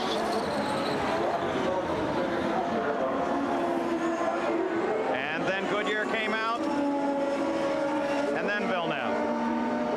And Bobby Rahal came out behind Villeneuve. So now behind the Corvette pace car, the field is lined up once again. And the leaderboard at this moment is showing Jim Vassar at the top of the order, followed by Pruitt, Goodyear. Jacques Villeneuve drops to 4th. Bobby Rahal, Raul Boisel, Rahal's teammate. They run 5th and 6th. Eliseo Salazar, Christian Fittipaldi, Guzman now down to 9th place, followed by Gordon Sullivan and Arie Luyendyk with a Menard engine still in this fight. Let's go to Jack. Well, probably one of the greatest stories so far, and we've been on top of it, is Scott Pruitt going without a tire change. Al Spire from Firestone Tire and Rubber Company. It's the soft compound, and yet he elected not to change tires. He's got new ones on now, but 2 whole stops. Oh, yeah, 2 whole stops. You know, he went a lap down earlier in the race because the pits were closed. He ran out of fuel by going almost a double stint on the tires because of the exceptional wear we've got. Even on the soft compound, it's got him back on the lead wrap, right up in the lead, and we've got our fingers crossed. How could you assess your performance so far coming back to Indy? Oh, it is just tremendous. We could never have expected to be here late in the race. 2 cars up in the top 3, tires performing flawlessly, wear rate way above what we expected, and running right with the leaders. It is just fantastic. You know, guys, should they win, you'll have to get him a Valium patch to keep him on the ground. We should be going green next time around, and that man, Jimmy Vassar, in the number 12 SDP car, will be the leader of the race. He'll be followed by Scott Pruitt, and then Scott Goodyear, and then Jacques Villeneuve in 4th, Bobby Rahal 5th, Raul Boisel in 6th, Eliseo Salazar in 7th. Vassar finished 4th here last year, but he, like several other drivers in this race, are having the best race that they have ever had. We're seeing great drives by a number of drivers who have not really been headliners in IndyCar racing. Now let's also keep in mind that the pit stops, they could probably make it 1 more, but it's got to be a flat-out race all the way to the end, and that means, will the guys run in their cruise gear? Will they turn the boost all the way up to maximum? That uses more fuel, so we have to kind of follow along and watch their concepts. Just 32 laps to go. Now's the time when the crew will turn them totally loose and say, race it on your own. As Jimmy Vassar picks up the pace, Matsuda heads into the pits as they come back to green. Vassar passes him. Pruitt moves to the inside. That's Goodyear sliding in just behind them. Pruitt can't get it done. Drops 2 wheels below the line onto the rumble strip. Battle for the lead at Indianapolis.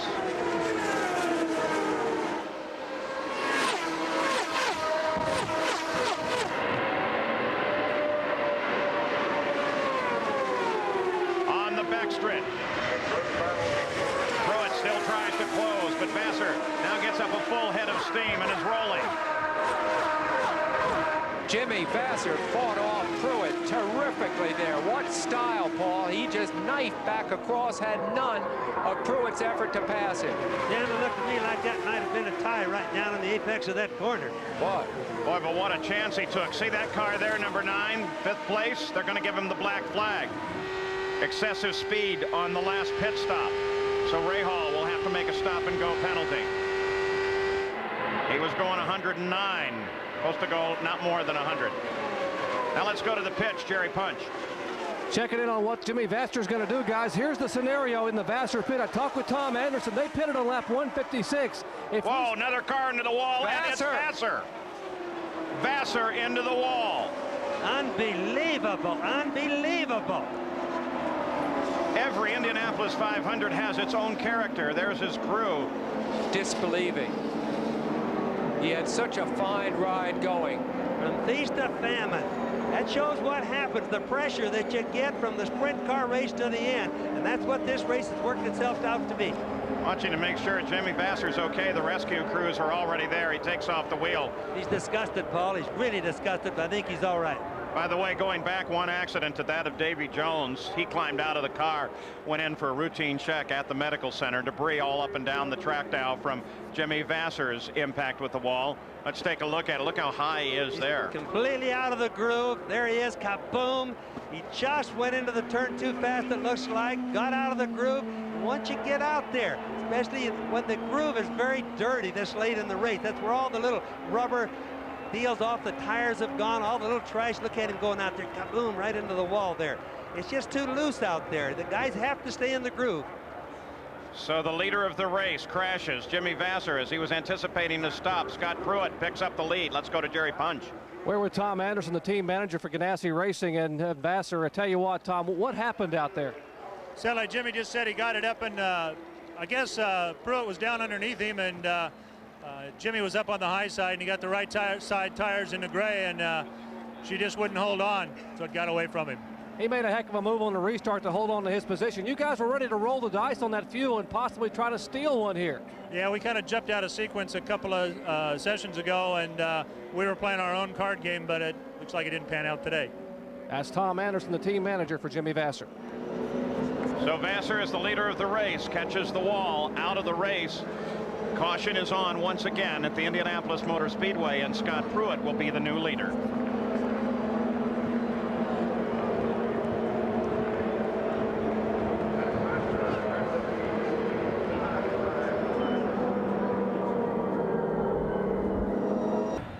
Back in Indianapolis, here's a situation that set up this yellow with Jimmy Vasser running in the lead, being chased by Scott Pruitt, Bobby Unser. Yes, you can see Pruitt behind. There's the car, the red one. Vasser, Pruitt getting a draft. Moving up on him, moving up, getting a good draft, working back and forth. Now he goes for the pass right down the bottom.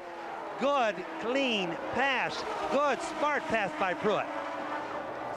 And that, of course, put Vasser into the wall. This is from Scott Goodyear's car. There they are just ahead of you. You can see that Vasser getting way high after the pass. Catches the wall. Goodyear goes into second place. And Jimmy Vasser, not very happy with this. He apparently didn't think it was a clean pass. He wanted to wait for Scott Pruitt as he came around. I think he's wrong there, Paul. He's looking for an excuse. He's anxious at the end of the day. Let's go to Jerry Punch. We are in the Ganassi pits with Chip Ganassi's partner, Joe Montana. Joe, first let me ask you, what about the spectacle today, the Indy 500? How are you enjoying yourself? Oh, I've been having a great time. And, you know, it's a great learning experience for me and also having a lot of fun with it. Chip and with Target and everyone, it's just been great. Jennifer and I, and we were having a blast. Can't wait for the next one. Now, you almost had a shot at victory lane that Vasser could hang on, but that incident a moment ago, and he was not a happy camper when he climbed out of that car. He didn't look very happy. We couldn't really tell what happened here, but we got one of the guys on the way back to the hospital. He looks like he's okay. I hope that he is. We still got a car running with Brian, so we still got our hopes in there. Well, the hopes are still up here, but however, Brian Hurta's car has come to rest in the pits and is now shut off. Paul? Well, still under yellow now. Scott Pruitt is the leader. Bobby Rahal was assessed to stop and go under this yellow flag. So Scott Pruitt is the leader, followed by Goodyear and Villeneuve. The Chevrolet Corvette pace car already accelerating as we're ready to go back to green flag racing. It'll be a 24-lap sprint to the finish. Everybody's made their stop. Shouldn't be another reason to head into the pits. It's Scott Goodyear out in front, or Scott Pruitt out in front. Scott Goodyear right behind him. Jacques Villeneuve in third, and Raul Boisel is fourth, followed by Christian Fittipaldi and Eliseo Salazar. And here we go. This should be a run to the 500th mile. As immediately Goodyear tries to make a move and gets it done as they cross the line. Pruitt drops right into his slipstream. He absolutely drafted him. I saw it coming. He laid for him. Scott Pruitt was slow on the gas. What a better thing. You can bet Pat Patrick is going straight in the air right now. Goodyear has the more experience, especially in 500 milers of the two. Of course, he's won 2 500 milers. Pruitt's best finish here, a 10. So Scott Goodyear, the Honda power, moves into the front. Both men have crew chiefs urging them on that have won the race. Jim McGee, representing Scott Pruitt, has won it 3 times. Steve Horn for Scott Goodyear has won it once, back for Rahal in 1986. Everybody has to understand these cars don't accelerate the full speed equally, so any run that you can get another car at a start is going to give you like a 10-mile-an-hour gain at the end of the straightaway. I think that's one of the key differences too, Bobby. You're looking at 2 different engine packages here that accelerate at different rates. That may have also helped Scott Goodyear. Remember, that Honda turns more RPM than the Ford does. The Honda is leading right now. The Ford is running to second. Both cars are Firestone, but the Honda turns more RPM, which means it gets more wheel torque than the other one does. From time to time, you get a feeling for all the debris that's on the course. Something like that could pop into the front of one of these coolers, one of the radiators on the car, and that could let an engine go. Look how dirty it is up there off of turn 1. But you can bet you that Scott Pruitt is thinking of everything he can do. He doesn't have much time left. The difference between winning and second place is everything. Goodyear's 24-year tire winning streak here on the line right now with Firestone, as you said, Bobby, running 1-2. We watch the leader. Third place is Villeneuve, despite a 2-lap penalty very early on in the race. 223 miles an hour last lap. Awesome. Those are the fastest laps run thus far. Scott Goodyear, who did not have a ride at the beginning of this season, picking up here with the Tasman team. This is his first race of this year. Now remember, Scott Pruitt, following Scott Goodyear there, is running in dirty air. He's trying to figure out a way to pass. He's going to try low, high, everything can go. I'm getting really excited myself. Battle at the front of the field. That bright yellow car, number 24, that's Scott Goodyear. He's the leader of the race. The red, white, and blue car directly behind him, the 20 car, that is Scott Pruitt, first and second. Goodyear, of course, a part-time driver this year, has won 2 500s, both of those at Michigan. Scott Pruitt spent last year testing the Firestone tires just so he could be ready for this run this year. Third place is the 27 car of Jacques Villeneuve. And remember that Goodyear, as we showed you right at the start of the show, was second in the closest finish ever here at Indianapolis behind Al Unser Jr., 43 thousandths of a second. You can watch that Scott Goodyear zigzag trying to break the draft for Scott Pruitt, but Pruitt stays right behind him. Wherever he goes, he stays in his draft. 20 laps to go. This is a straight fight to the finish. 20 laps to go. 2 evenly matched cars. 2 great drivers, both with high expectation. But Sam, what does history tend to show us? Well, of course, it points to Scott Goodyear's experience in matters like this. You just mentioned the fact that he came up just that bit short to little Al 4 years ago. What it also will tell us is that there is a good chance that the leader here at lap 19 may not be the leader at lap 200, the 500th mile. On the front stretch again. Pruitt closes. Pruitt makes a move, comes to the inside. Pruitt is probably sitting there tuning his valve or his blower pressure just so it doesn't set the pop-off valve off. Get maximum horsepower. And I know he's already running in his race gear or his fast gear. Scott Pruitt took all of his life savings back in 1988, bought himself an IndyCar ride, rented a ride at Long Beach, made quite an impression, got a regular ride, and then in 1990 he had a terrible crash, almost ended his career. Many people thought he wouldn't be able to walk. He fought back from that, and now you see him here. And just remember, Scott Goodyear's been through this with little Al already at the end of the race. He's thinking, what did little Al to beat me? And he's going to be doing the same thing. Scotty's one of the nicest drivers here, Scotty Pruitt. 2 Scotts here. Pruitt, during the Gulf War, we went out on the carrier, the Theodore Roosevelt, and he really appreciated the time to go out there. You just noticed in the news this week that carrier's been sent back to the Adriatic. They're big race fans, though I know that they're maybe doing the ship in circles, grabbing the satellite just to watch this, and they've got to be cheering on for Pruitt. Tell you how good Pruitt is. While he was testing the Firestone tires last year, that was his season, he did some Trans Am racing and became the Trans Am champion, sort of in his spare time. Very gusty out here in turn 2 right now. Really gusty. There's traffic just ahead now, so traffic is going to enter into the equation here very shortly. 16 laps to go. Pruitt grabs the wall. Got a little high. Back through the inside. I told you the gusting was really bad. You just can't help it. The wind just all of a sudden came up, and I'm sure that's what got Scott Pruitt. Villeneuve moves to second place as Pruitt catches the wall, and the yellow light comes on again with 16 laps to go. Pat Patrick, he's had winners here. It won't happen today, but he was so close. The gusting out here, Paul, must have gotten up to 30, 35 miles an hour just before that happened. Windsock over here on the front straightaway is standing straight out on top of the scoring pylon right now.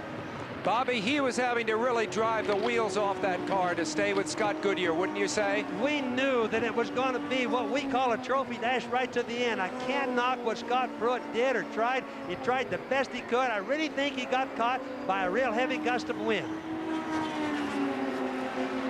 So Scott Pruitt, with 16 laps to go, catches the wall. Let's watch for him. Oh, he just came through there, and you can just see he almost hit the whole wall sideways, or hit the car sideways, right almost even. The rear end was out just a little bit. It's just a gust of wind, I'm sure. He tried everything he could to catch it. Once he got the wall, he was totally out of control, cut the gearbox off the back of the car as well as the rear suspension, and did some damage to the fence there. Here's one more view of it, Sam. He slides out at the back. Watch the tail of his car get a little wide here. He tries to fight the car to steer into the slide. It's too late. He runs out of track. Almost verbatim what happened to Emerson Fittipaldi last year. Almost the same thing, the same way. Except in turn 2 for Scott Pruitt. And there he is as he catches the wall and slides on along it. Let's go to Jack Arute. Well, Pat Patrick, this is not the way you wanted your Indianapolis 500 to end, but did Scott say what happened? He's racing with Scott Goodyear and lost it and hit the wall. Scott is fine. How about you? What are the emotions for you? It's been a roller coaster today. Well, it's been a good race. We got in trouble with USAC officiating and got us, behind a lot. But we made that up on our pit strategy. And Scott drove a great race. I just hope something broke on the car. Let's check in with Jerry Punch. Actually, it's on the other end. Gary Gerald here, Jack, and Steve Horn. We were asking him about his concerns. He's talking with one of the USAC officials. Steve, now, how do you play this, going the distance, and what concerns? You mentioned the car's been running a little hot. It's probably been running 5 degrees hotter than we'd like, but I think it's okay. I think that last accident, Scott Goodyear nearly lost it himself. There was oil in turn 2, and I think that's what got Pruitt. Scott Goodyear said he nearly lost it as well. Now, Villeneuve, I believe, has the fastest lap of the race thus far. Have you got enough muscle to hold him off? I think we're about to find out. How about that New Zealand charm that you've been carrying this weekend? You got it right here? Here it is. I hope it works. There's the sock. All right, Jerry. And Jimmy Vaster just stepped out of the hospital. Jimmy, first of all, good to see you're okay, but what happened out there? Pruitt went in on the inside quite a bit later than I thought he would, but I had to give him a little room and got a little bit out in the marbles, this softer compound where everybody's tire wore this year. Offline is terrible marbles, and there was absolutely no grip, and I just slid straight up into the wall. So, Chip Ganassi team did a great job all day long, put me in a best car I've ever had, best chance I had to win the Indy 500, and I feel bad for my sponsors, Target and STP, but hopefully we'll be back with them again next year. That's Jimmy Vassar. Paul? Yeah, sounds like an accurate description. The winds are gusting over 30 miles an hour now, as we'll come back for the closing lap with Scott Goodyear in front. Back in Indianapolis under caution, 187 laps complete. The Goodyear Blimp Spirit from Akron, Ohio. And cameraman Richard Morkel have provided the great aerial coverage that we have had here today. She's still up there, and the sky is still nice and blue. They've really lucked out with the weather here today. Tony George has inherited his grandfather, Tony Homan's luck with running a nice, clean, clear race. Well, we're getting gusts over here over 35 miles an hour now. All right, here's one more look at the situation with Scott Pruitt. He's the car there on the right edge of the screen. He's chasing Scott Goodyear coming into turn 2. You can see, Bobby, he was in trouble on the approach into the apex of the turn. Well, that's what happens when you have that bad wind, but boy, it's a bad wreck. Second place is Jacques Villeneuve. Here's Jack Arute. And the second place team manager and owner is Barry Green. Does he have anything for the run to first place? Well, Jack, we're going to wait and see now. I mean, we're pretty excited about being back up here after our fight to get back after being 2 laps down early in the race. The whole team, the players' team worked real hard. Well, what do you tell them? What do you tell them before they drop the green flag? Well, we've had a good talk to him. He knows who's in front of him, who's behind him, and he's just hopefully the track will come to us. He's getting ready for the start now, Jack, so I'm going to go back and join him. He doesn't have any lucky socks, guys. He's just got his fingers crossed. And look at this. The first 4 cars are right together on the track, approaching the 500th mile. All 4 are right together. There's Goodyear, that bright yellow car. That blue and white car. That's the second place car. Now remember, Scott Goodyear against Al Unser Jr. in '92 by just inches. He lost to Little Al. Now this may be his day. That was the closest finish in history. Villeneuve, on the other hand, let's not forget, was Rookie of the Year last year and finished second. So there they are lined up, first through fourth. It will be a sprint to the finish. 12 laps to go. They're going to keep them out one more lap. The crowd, for the most part, on its feet. Fourth and fifth are right there as well. Rahal, Gugelman, as the emergency vehicles are trying to clear the race course now so we can get back to green flag racing. Boy, this is going to be something as we go to the final 12 laps. Later this summer here on ABC Sports, NASCAR returns here to the Indianapolis Motor Speedway. Jeff Gordon will defend his title at the Brickyard 400. That's live Saturday, August 5th, here on ABC Sports. All right, now, here's the situation. We have everybody that matters in this race, the first 4, right in contact with one another. There they are. Scott Goodyear in front. It'll be 10 laps to go when we come back. Just a simple 25 miles when we come back to green flag racing. A sprint to the finish. So far, the question about the engine, the Honda in Goodyear's car, has been answered. It has been very powerful thus far. Competition between the tire companies, again, those questions being answered with Goodyear on Firestones here in front. And talking about wide open competition, it's been unbelievable here today. Scott Goodyear may be on his way to a win at the Indianapolis 500. We should go green after this. Paul, when you asked me to handicap the 2 drivers before, Scott Goodyear, Scott Pruitt, we talked about their relative experience. And in fact, it was the least experience of the 2 that had trouble. Once again, to compare them in experience, it's Scott Goodyear with 6 years of racing here, Jacques Villeneuve in his second. So a veteran, a sophomore, and 2 rookies. There's Leslie, Scott's wife, as she watches on. They live now here on the north side of Indianapolis.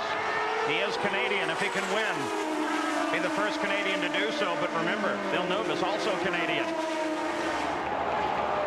And Salazar, then Fittipaldi. Blew the base car right off. No, that can't be right. Can't do that. Base car was too slow, Paul. He needed to get a run. But they gave him the green flag anyway. Dwayne Sweeney is waving the green flag. Goodyear got a run on the pace car. I think it was only a normal deal. The pace car just wouldn't accelerate. He just went too slow. Jacques Villeneuve was not anticipating that. And as a result, Goodyear got a good run on him. Now that's Arie Luyendyk that's moving in there. He is not part of this battle. Luyendyk runs in 8th place, a lap down. But now he pokes his nose into the fight. That was a savage setback for Villeneuve. Scott Goodyear going into turn 3 had to get moving. He couldn't wait any longer. Otherwise, the same thing would have happened to him that happened to Scott Pruitt before. And Rahal got around Salazar on that restart as well. And that puts Rahal up into the fight. The green car in the center of the screen is Eliseo Salazar, who's running in 3rd.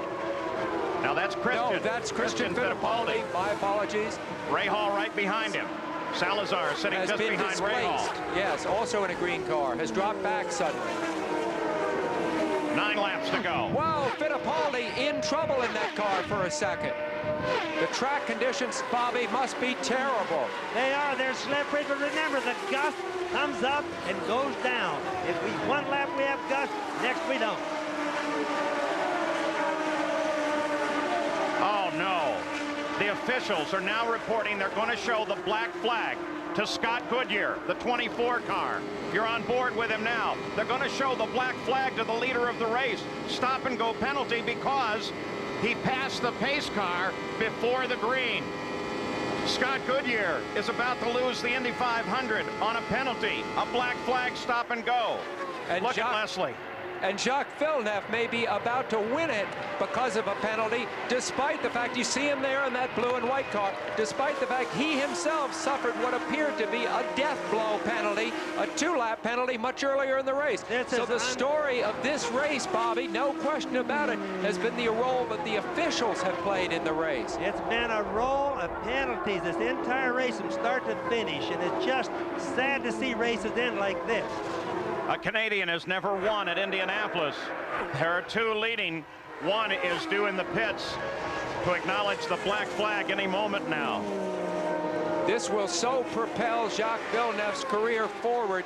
You will see Formula One teams make million dollar offers, huge offers for his talents for next year.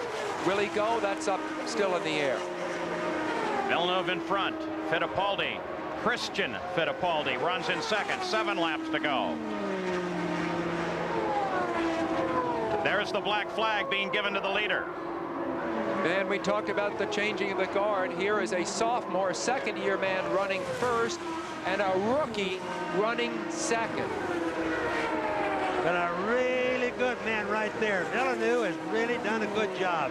Penalty down 2 laps a day. Now leading the race, could possibly win. Unbelievable drive. Last time that a driver won in his second start, should Villeneuve do it, was Rick Mears, 1979. Is that a prediction of what this driver may be? Scott Goodyear is ignoring the black flag now. He has not yet turned in. Christian Fittipaldi, he runs second. A rookie. Ray Hall is third. He's probably having a hard time believing it. If I were him, I would too. It's such a sad thing. But it can only add to the penalty if he doesn't answer it, doesn't Bobby? He can't really stay out there hoping that they'll change their minds. Oh, you're certainly right there, Paul. According to them, he did break the rules. It's just sad to see something like that. Pace car should never be figured in to a race win. Jacques Villeneuve running at 207.4 miles an hour on the last lap. 5 to go. Car 27, the number his father carried in Formula One. That's Arie Luyendyk staying right there with him. Luyendyk is a lap behind the lead, running in 8th.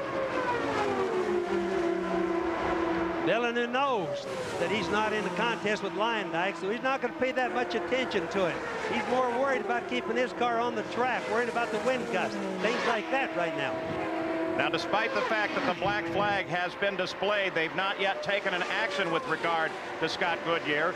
The USAC computers have been showing him at the top of the order, but now they're beginning to flash a warning on their computers that they are updating the field and moving Goodyear out of the lead of the race. The leader is now officially Jacques Villeneuve with 4 laps to go.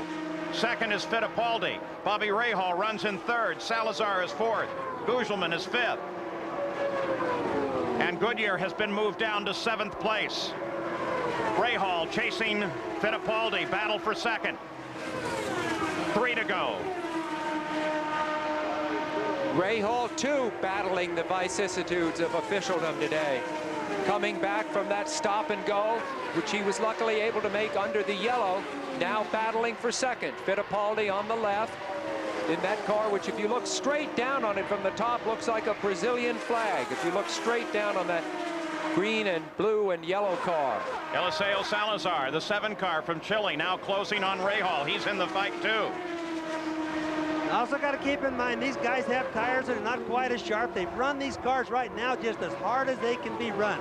So adhesion to the track is a little bit scary sometimes. There's Salazar in that yellow and green car going by. An experienced road racer, Eliseo Salazar, coming out of IMSA. Driving for Dick Simon here. A very, very fine performance for him today. 40 years old, a very, veteran driver, but a rookie here at Indianapolis. No one has ever come from 2 laps down to win the Indy 500.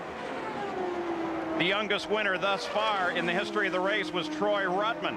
Now, Jacques Villeneuve will be looking at a white flag and one final lap, a final 2.5 miles. An unbelievable run. The story will be told that Jacques Villeneuve went 2 laps down on a penalty and fought his way back to the front of the field, across the South Chute for the final time in front of Bobby Unser. Going by us, and he's looking really good, Paul. No problems. Ari Luyendyk staying right there, wants to get in that winner's picture. Jacques Villeneuve on the backstretch. The magnitude of his achievement. Listen to the roar of the crowd. Back from 2 laps down. Only his 2nd year. One more turn. The first Canadian on his way to winning the Indianapolis 500. Jacques Villeneuve on the home stretch. And the 79th Indy 500 has been won by Jacques Villeneuve as Ari Luyendyk screams by on the outside. The young Canadian has taken the win. There's 2nd place, Christian Fittipaldi. 3rd place is Bobby Rahal. Eliseo Salazar finishes in 4th. Robbie Gordon comes across the line in 5th place. And look at the despair of Leslie Goodyear. The jump on the pace car cost Goodyear the 500. Let's go to Gary. Barry Green, tell me the emotion of coming from 2 laps down to win the Indy 500. What a fight. What a driver. I mean, geez.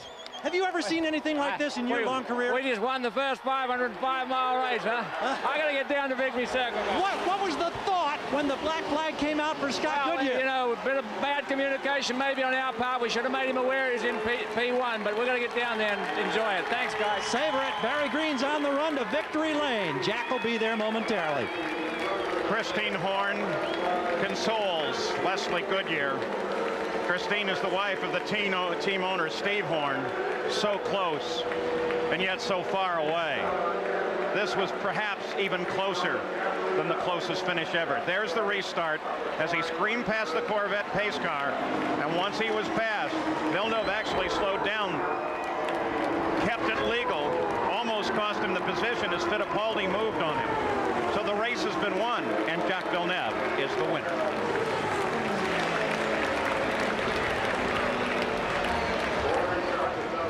Final race analysis. For all of you entered in the Valvoline Indy 500 Race to Riches contest who correctly guessed the winner, please call the 800 number now for your chance to win. Good luck. So the 79th running of the Indy 500 is complete. A Canadian wins for the first time. Jacques Villeneuve of Canada, car 27, is the winner of the Indianapolis 500. And right now, he's in winner's circle. Here's Jack Arute. Taking the customary congratulations of everybody, the swig of milk. Jack, first of all, tell us about your emotions when you were 2 laps down with the penalty. I was really, really unhappy, and I think I was swearing a little bit, actually, but no, I didn't know I was in the lead when the yellow fell, and all I was trying to do was get back to the pack, and everybody was flying back the pace car, and I didn't see it trying to stop me, so you know, at that point I thought, that's it. We can get a few points, but then the car was really, really good, and the team did a terrific job. Let's talk about the team, because the teamwork on the pit crews and the pit stops, it was just incredible. They got you back in the hunt. Yeah, the team did an unbelievable job. I stalled it in 2 pits and in 2 pit stops. And the first pit stop, I started to go before the refueling was done, and they just did an unbelievable job. And we talked with Barry and Tony during the run, and we worked on the car a little bit, and the car was really, really strong for the second half of the race. And then the final restart. Yeah, the final restart was, I stayed close to Scott Goodyear, and I knew my players Reynard would be strong for the last few laps. But then when we got close to the pace car, I hit the brakes, because you can't get by the pace car before it gets in the pit, and I knew he was going to get black flagged. So let's talk about, too, your feelings having won the Indianapolis 500. Has it sunk in yet? Oh, it's great. The first part of the race, I didn't think we could make it with the 2 laps down. And I tell you, I'm lucky to be with a great team, and everybody just just worked hard. It's the best team out there, and I'm real lucky to be with them. Will we see you back to defend your Indianapolis 500 title in 1996? I don't know yet, but it sure would be a lot of fun. Let's go back to the tower. All right, so Jacques Villeneuve takes the win. Let's go further down the pits. Gary Gerald. Scott Goodyear has climbed out of the car, and Scott, I don't know how you put into words the emotions you must be experiencing right now. I'm sure you feel like you've won this race. Well, it's quite disappointing to come down pit lane and get flagged on past victory circle. Actually, that was a bit of a surprise. I think everybody throughout the world knows that who won this race, but this pace car scenario, I mean, I got caught on it the first time, and Pruitt almost hit it.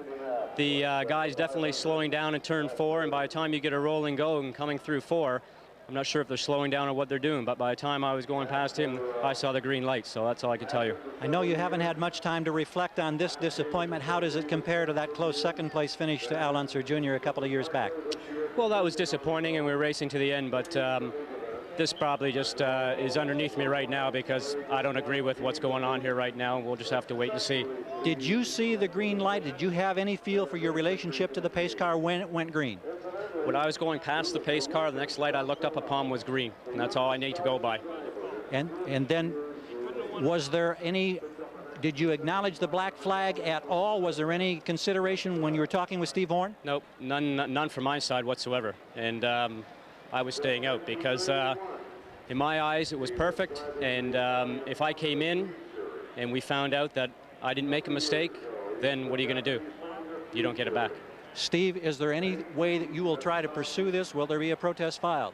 We have to look at the video. I think the key part of this is USAC have already reversed one decision today. Jacques Villeneuve did actually get a 2-lap penalty for passing the pace car already and has had that reversed. So I think USAC, we have to go to USAC and look at the videos.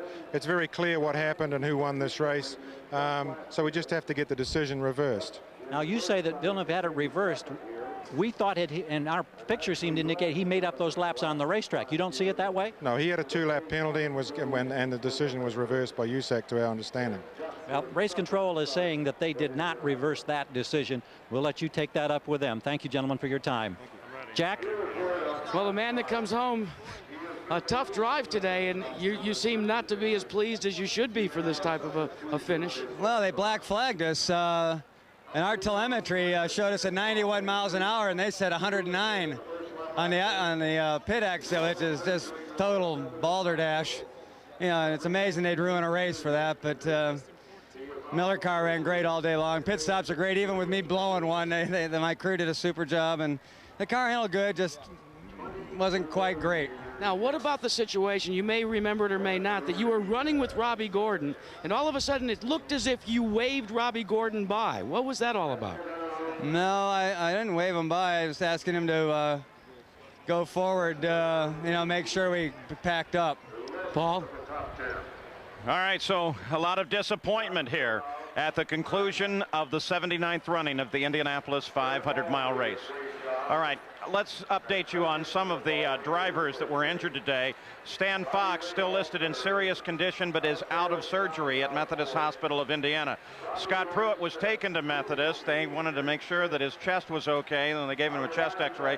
He's still there. Scott Sharp also went to Methodist, and he had bruises and contusions of his left arm. He has now been released. So the most serious accident of the day was right there on lap number 1. And Stan Fox got down into the grass. Looks really like something must have broken on that car. Almost head on into the wall. If we have any update on the condition of Stan Fox, we will give that update report during the ladies' skins, which follows our coverage here at the Indianapolis 500-mile race. So next it is the J.C. Penney LPGA skins game. The final results for the 79th running of the Indianapolis 500. Not official yet, but Jacques Villeneuve is the winner. He's the guy sitting in the winner's circle. Goodyear tires on his car. Rookie Christian Fittipaldi in second. Then Bobby Rahal, Salazar Gordon, and Mauricio Guzman rounds out the top 6. Then Ari Lyondike, Teo Fabi, Danny Sullivan, Hiro Matsushita with a good run, Sam Pedri with a nice run, and Roberto Guerrero finishes unofficially in 12th. Brian Hurtis, Scott Goodyear, Hidesi Matsuda, Johansson, Brayton, fastest rookie Andrew Ribeiro. In 19th place, Scott Pruitt. was running right there at the front toward the end. We told you, history tends not to favor a leader toward the end. So there they are, the unofficial results of the Indianapolis 500-mile race. Now, let's go down to Christian Fittipaldi and Jerry Punch. And Christian, you drove like Uncle Emerson today. Congratulations on a second-place finish. Yeah, I'm very, very happy because it was a difficult month for me, especially the first week. We just couldn't get the car up to speed, and it was a long race today, and I think everything worked out right. I'm only a little bit upset because the car was perfect balance up to half race distance, and I had the same pace as the leaders, and then after that, I don't know for what reason, it was oversteery all the way through, but nevertheless, it was a fantastic race. Jacques did a fantastic job, and I think he really deserved to be up there. Paul? All right, next time we see you here at the Indianapolis Motor Speedway will be for the Brickyard 400, the first Saturday of August. I'm Paul Page. So long for the 79th running of the Indy 500.